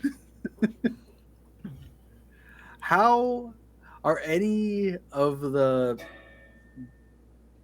boards at least salvageable? I'm sure you could try to whittle something together like that. Yeah, why? What's your idea? A sled just pulled with some rope. I do have a new rope. I have hammer. So I'm willing to entertain that idea, but I did say that the woods through here were real thick and Yeah, covered prickery. in thorns. Mhm. So you could do it, but you may have. We'll make it a little skill challenge if y'all want to do that. How long it take this to get back? It'll take If longer, we but can also traverse like how it. much of your shit makes it back too. Like, Yeah, if 'cause we I'm have thinking- enough carrying capacity to not even bother with it, then 250 pounds of meat's a lot of meat. It can get up to 400, so it's only we'd only be missing out on 150 pounds of meat. So he only carved one half of it. The other half that is laying on still there. I couldn't roll it over. What can I say? Strong, Okay. but I'm not that strong. All right, I'm not gonna make you guys add the weight to your shit. We know it's Um, there. Yeah. So we're at 200 capacity. 240 pounds of meat. And it probably, I mean, you guys are gonna have to camp here because to butcher that much meat, like that took A hours. very, very long time. Get the first 10 pounds. I'll start on that while y'all just work on the rest. So y'all probably had to camp up there. Yeah, you probably had to make some. We'll forego the logic of what you did with 250 pounds of meat to keep it fresh the whole time you were going back. Desmond's just pressed to poofing the whole time. Just get rid of all the bacteria. Yep. Can't in soil that- if it's not there. I In have that case- purified food. That's stupid. Perfect. There you go. You said you can purify food? I can, yeah. Okay, cool. There you go. Is that a cantrip? No, it's a ritual. Okay. Yeah, good enough. 10 minutes a day, and But say you guys walk for an Basically, hour, 10 minutes, do yeah. it. they're like, all right, everyone put your bags down, take a breather. In that All right. case, can I just try to extract the last All the 12 claws? We're gonna be Up here for a 10. while. If we're Yeah. gonna be here, Tonight. if Nell's gonna be working on it, I'm gonna try to keep getting more claws. I was gonna roll. I know I need at least 11. Do it. So I was just gonna roll bulk d20s, and if there's an 11, it counts. Sure. So 1, 2. I'm gonna make some bear jerky. And you and have said some- there was a 16, so you have 10 more. 4, 5, 6, 7, 8, 9, 10. I was gonna tell Roderick to put another bullet between this thing's eyes to make sure it's down, but I think y'all got it covered. You got 4 more claws out of that. 4. All right, Yeah, cool. it hasn't moved during all this. Here's what we'll do to round out the night. Skill challenge city. Desmond, I need a crafting roll for how well you could salvage the wood and make the sled. Does anybody have any carpenter tools or anything to help with that? I thought we nixed the sled idea. We're gonna try it. It's just gonna take skill checks. It's up to you. If you don't want to do it, you just want to carry it, you can just carry it. I'll try I it. think, See if it works. I think that for purifying food, it would probably be easier if it's all in one pile than in 3 separate rut sacks. True. Skill check. I was like, can I get guidance? I don't think But you needed it. Oh yeah, no, okay. All right. Desmond thing. Here's what we're gonna do. So in the morning, Desmond, you managed to fashion up a sled so you can pull this back. Nell, what do you plan on doing to assist with getting this back safely through this thick thatch of woods that you have to move through? I mean, it's what I do. I lift things up, I put them down.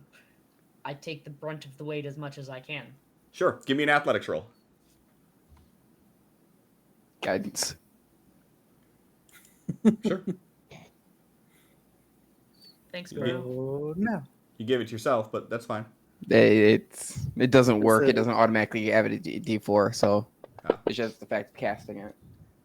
Dirty 20. I don't think that they needed it, No, I but want the 4. I'm using the 2. Oh, there's a different 4 anyways. There's a morning you said. I gotta do this or else I'm gonna forget. This could be good though. Yeah, definitely could. Roderick, what are you doing to assist with getting this meat back? There's a hookup if you need it.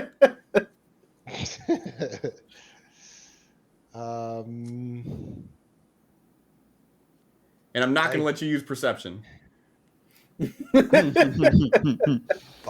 Are you the one navigating the wilderness, leading us Yeah, back? I with the guess map? we're gonna try navigation. Do you want to take advantage of the boldness potion? It wouldn't. It's saving throws, attack rolls. But it's not. Yeah, that's not a skill check. I'll let you do it if you want to do it. You could carve a path. That'll be an attack roll. Either way, Multiple attack it's- rolls. Or I can just do guidance. Does Desmond hand it to him? Yeah, like when Desmond's done making it, he like every time he makes this one specifically in the morning, he'll let Roger know. He's like, "What? Take Yeah, this it's now?" already Good. If we're gonna start moving, you could take it now. You know, I'm not even gonna ask this time, and he just chugs it. Feel your eyes dilate. Ready to fucking go. Go ahead and roll D4. Could I also assist Roderick in navigating as my assistance No. towards this? Okay. No. Everybody's got their own.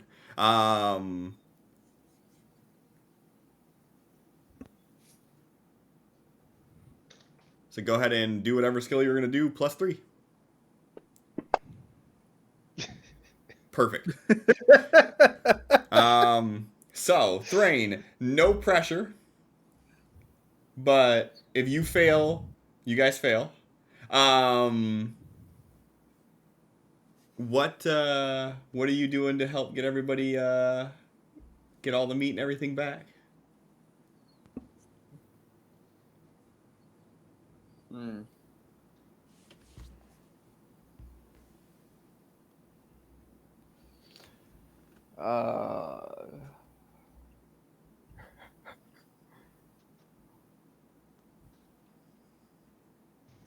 Trying to balance keeping everything piled on the sled as I can.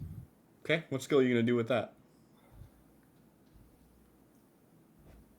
You can't do survival, you can't do athletics, and you can't do your crafting tool. Sounds like a sleight of hand. I was gonna say, yeah, unfortunately, yeah, I'd say sleight of hand. I'm giving you free reign to tell me here, so I'm trying to come up with the reason for insight. Trying Reason Just for watch- insight would be you're looking for the path of least resistance while we're trying to make our way through a woods with a yeah, sled. yeah. yeah, that's not really insight though, is it? Isn't insight more of people than scenario? Yeah. I don't know. I guess I just kind of mentally think of insight as intuition. But Oh, let's see. yeah. Whether you can determine the true intentions of a creature. Doesn't sound good already. Yeah. It's more of like for people than scenario. Mm-hmm. For scenario, that would be more of like a perception, investigation, survival type thing. Perception, then. Can I do that? You can, yeah, you can do it. Yeah. Roderick couldn't do it because that's what Roderick always does. Is he defaults to perception? So I was just making sure. Hey, dirty 20. All right.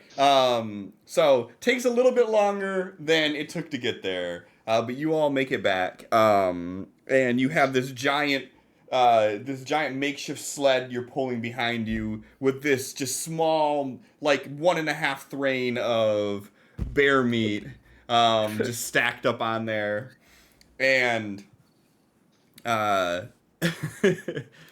as you get back, like you see a couple people giving you like weird eyes as you're rolling up, and Thalwyn steps out and he's like, I don't think I have to ask if you were successful. I'll pull out a claw and hand it to him. It was a dire bear. I didn't know that we had those in this region. Not Neither anymore.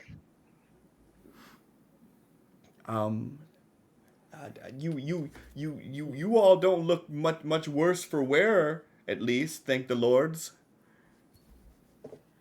Oh, it didn't hit lightly though.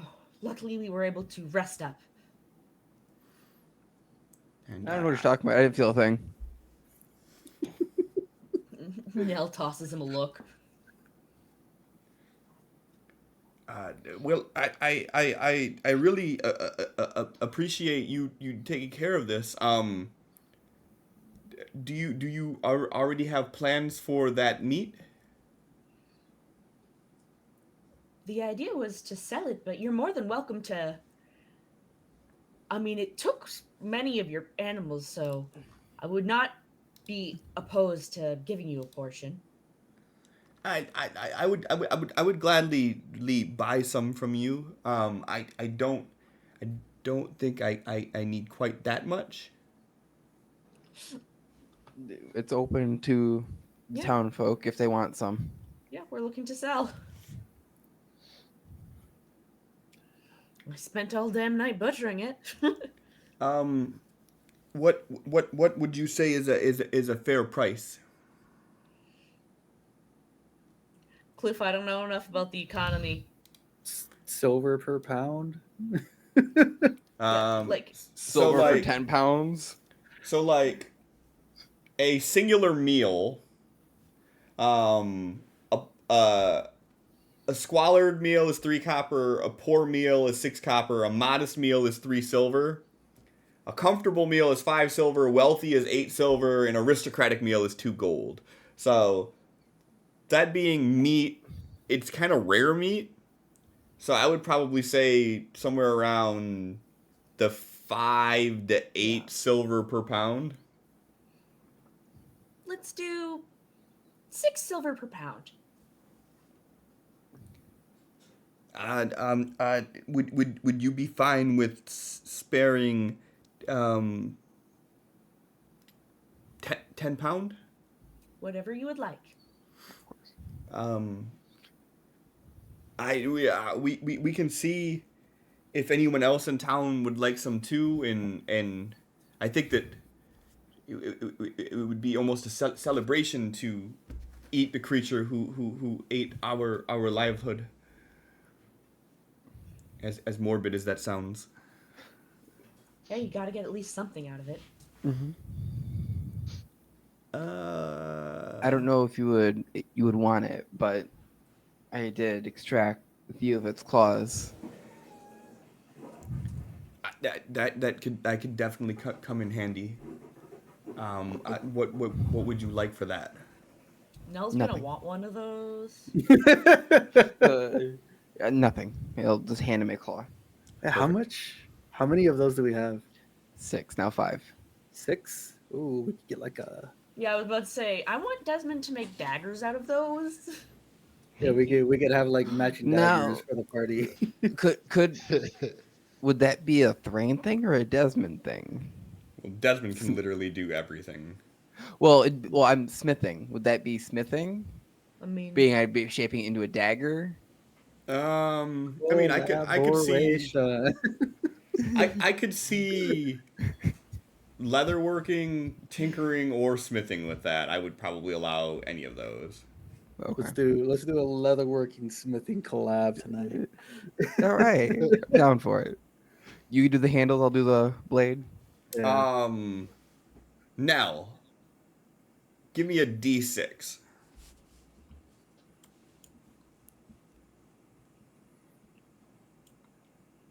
I hate when you throw it and it's just like, no. Give me another D6. I'm about to say, it was a 5 when it wasn't on there. Give me another D6. If this one's a 1, we're just sticking with it. God damn it. Okay. Give me 2D20, please.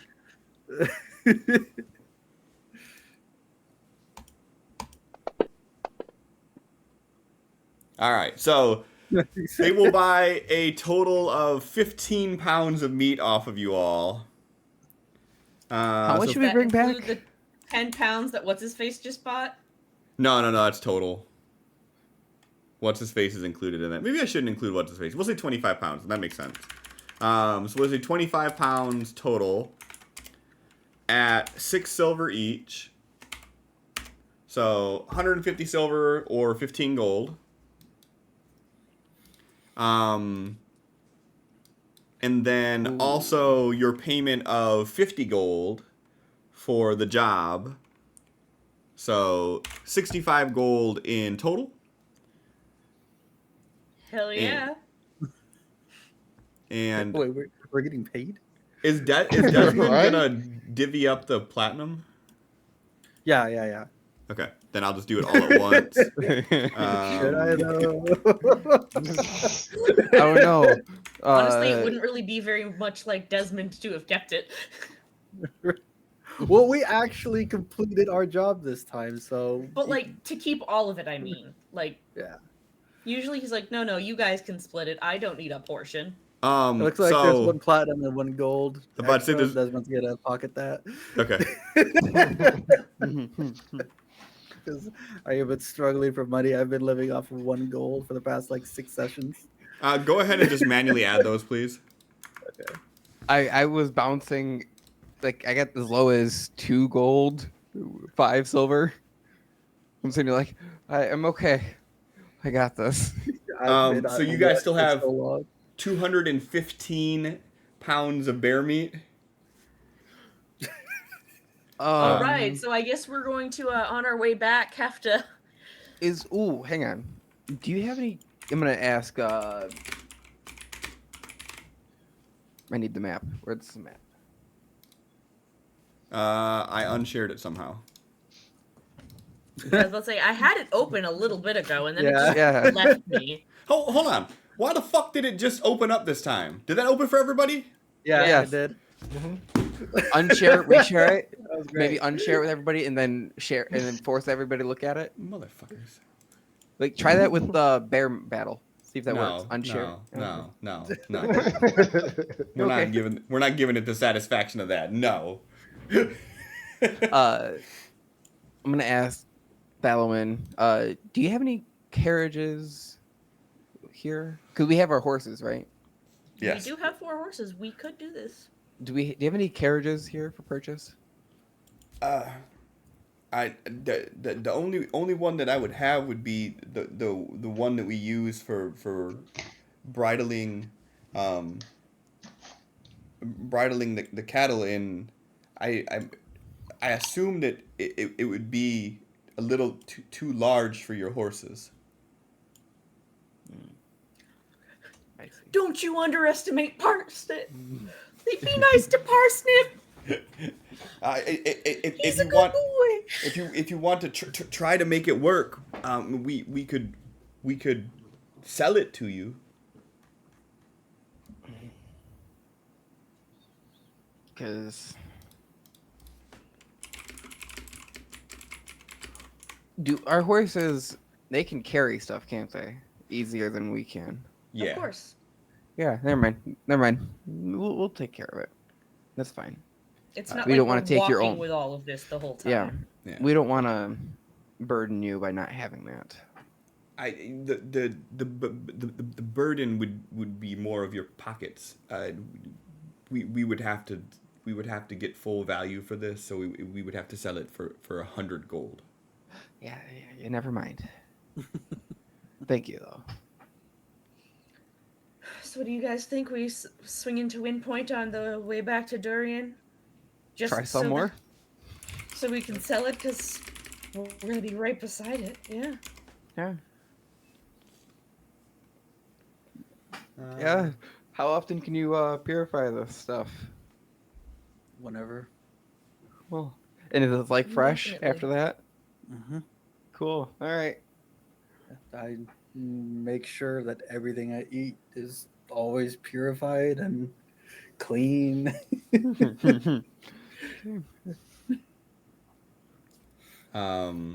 So, do you guys planning on staying the day in Avos, or you plan on making the half-day trek to Windpoint? I think we can Half-day travel trek. already. Yeah. Mhm. All right. Delwyn, you can have our sled on the house. Thank you. Would you like trash? This isn't Stardew Valley, and he's not Linus. No. Wait, what did I roll on this? I rolled an 18. 8 to make this thing. Yeah, So no, it's not a bad sled yet. No, I mean, honestly, it's probably worth like 15 gold, technically. So, he'll take it. He just didn't expect that, is all. So yeah, you guys load everything up. So a horse can carry about 200 pounds, so you'll have to divide it at least over 2 horses. That's fine. Feel free to do that however you want to. And yeah, if there's nothing else you want to do in Avos, you all saddle up and make your way back towards Windpoint.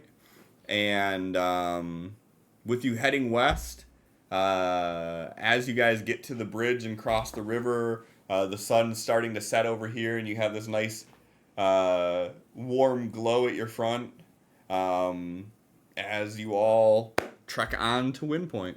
And we'll end it there again at an uncharacteristically somber and nice note. We all ride into the sunset, jump up, fist pump the air, and click our heels together. Yeah, exactly. I'd just like to note that I have now canonically named my horse Parsnip. I like it. Mm-hmm. And yeah, and basically from Thalwin's point of view, as he's watching you, there's just 4 silhouettes riding off into the sunset. And scene. So thanks everybody for hanging out. Mega Mango, thank you for playing the useless magic items. It's fun. It I is very cool. purposefully have I kept got a these. use for it. Well, so here's the thing, right? All of these useless items could have a use. That's why I wanted to do this, is because if you're creative with it, you could find something. You could Listen, take a it. rope is a rope. You could take it at face value, or you could be creative with it. And all 4 of the items that you guys got today, you could be creative with. It does have abjuration magic on it, which means it's probably a protected thing. Is that all it did? Is just surrounded by an aura, or did you not identify it yet? I don't have the ability to identify magic items. Mm-hmm. Well, everybody has That's the you, ability pal. to. You could do skill checks to identify it. If you pass your Oh. skill check, you get it. But if you have the spell, you can forego needing to do all that, and you just do it. But that I would did be not know just that. like that would be like one of your downtime events. You could spend your Yeah. downtime event studying the item and identifying it. Cool. It's just if you have identify magic, it's just you just Faster cast and that easier. and it's over with. Mm-hmm. Yeah. I was able to use detect magic, so I know it's got abjuration magic on it, but other than that, it's a rope. Desmond can be like, "Oh, that's what it does." All right. Mm-hmm. So I have a use. I have a use for the wand. I still have to think of a use for the ring once I figure out what the ring is. Listen here, it is a rope of what was it? A rope of entangling? It's just a strange rope. You don't know what that is. Yeah. Oh, strange rope. Sorry, I thought I saw a title of it. It has a title. You don't still know what it is. Okay. It is in fact a strange rope. Uh-huh. If it's a rope of entangling, that means I can just make some self-tying shoelaces. The description for the rope of entangling is that it has the ability to tie things up. Like my shoes. That one might be a little bit more difficult because that's rope. Yeah. I just cut it. Now it's smaller ropes. Shoe ropes. I mean, if you cut it and just like I feel like that might break the magic of it. no, but like if you cut it and it keeps Magic its shoes. magical capacity and it's like this small, but still has the capability of tying things up. Yeah. That's pretty impressive. Yeah. Well, I'll let y'all think about that, of what dastardly ways you plan on breaking my game using these items that are supposed to be useless. On that note, I'm going to go ahead and raid out to Behold Roleplay. Thank you, everybody, for hanging out tonight. I had a good time. Hope you did, too. We'll be back next Friday at 8 p.m., right? Are we doing next Friday? Yes. No. No? No. Next weekend's LARP. Yep, that's LARP week. Oh, and then you're out the weekend after that, too, aren't you? Oh yeah. Motherfuckers. Holy shit. No, I will be here for the 24th. Okay. Not the 31st. It's the 31st I won't be here. Okay, so we are not here next week. We are here the week after. We are Hopefully. not here the week after that, but we will be here the week after that. So Fuck we'll it, figure out better something be. to do. Depending on how things go, I may or may not be here the 24th. I'll let you know next week. Okay. God damn it, Adam! Obviously teasing. I know where you all live. Just keep that in mind, and Mm-hmm. I'll kill you. All right. Oh. Good night, y'all.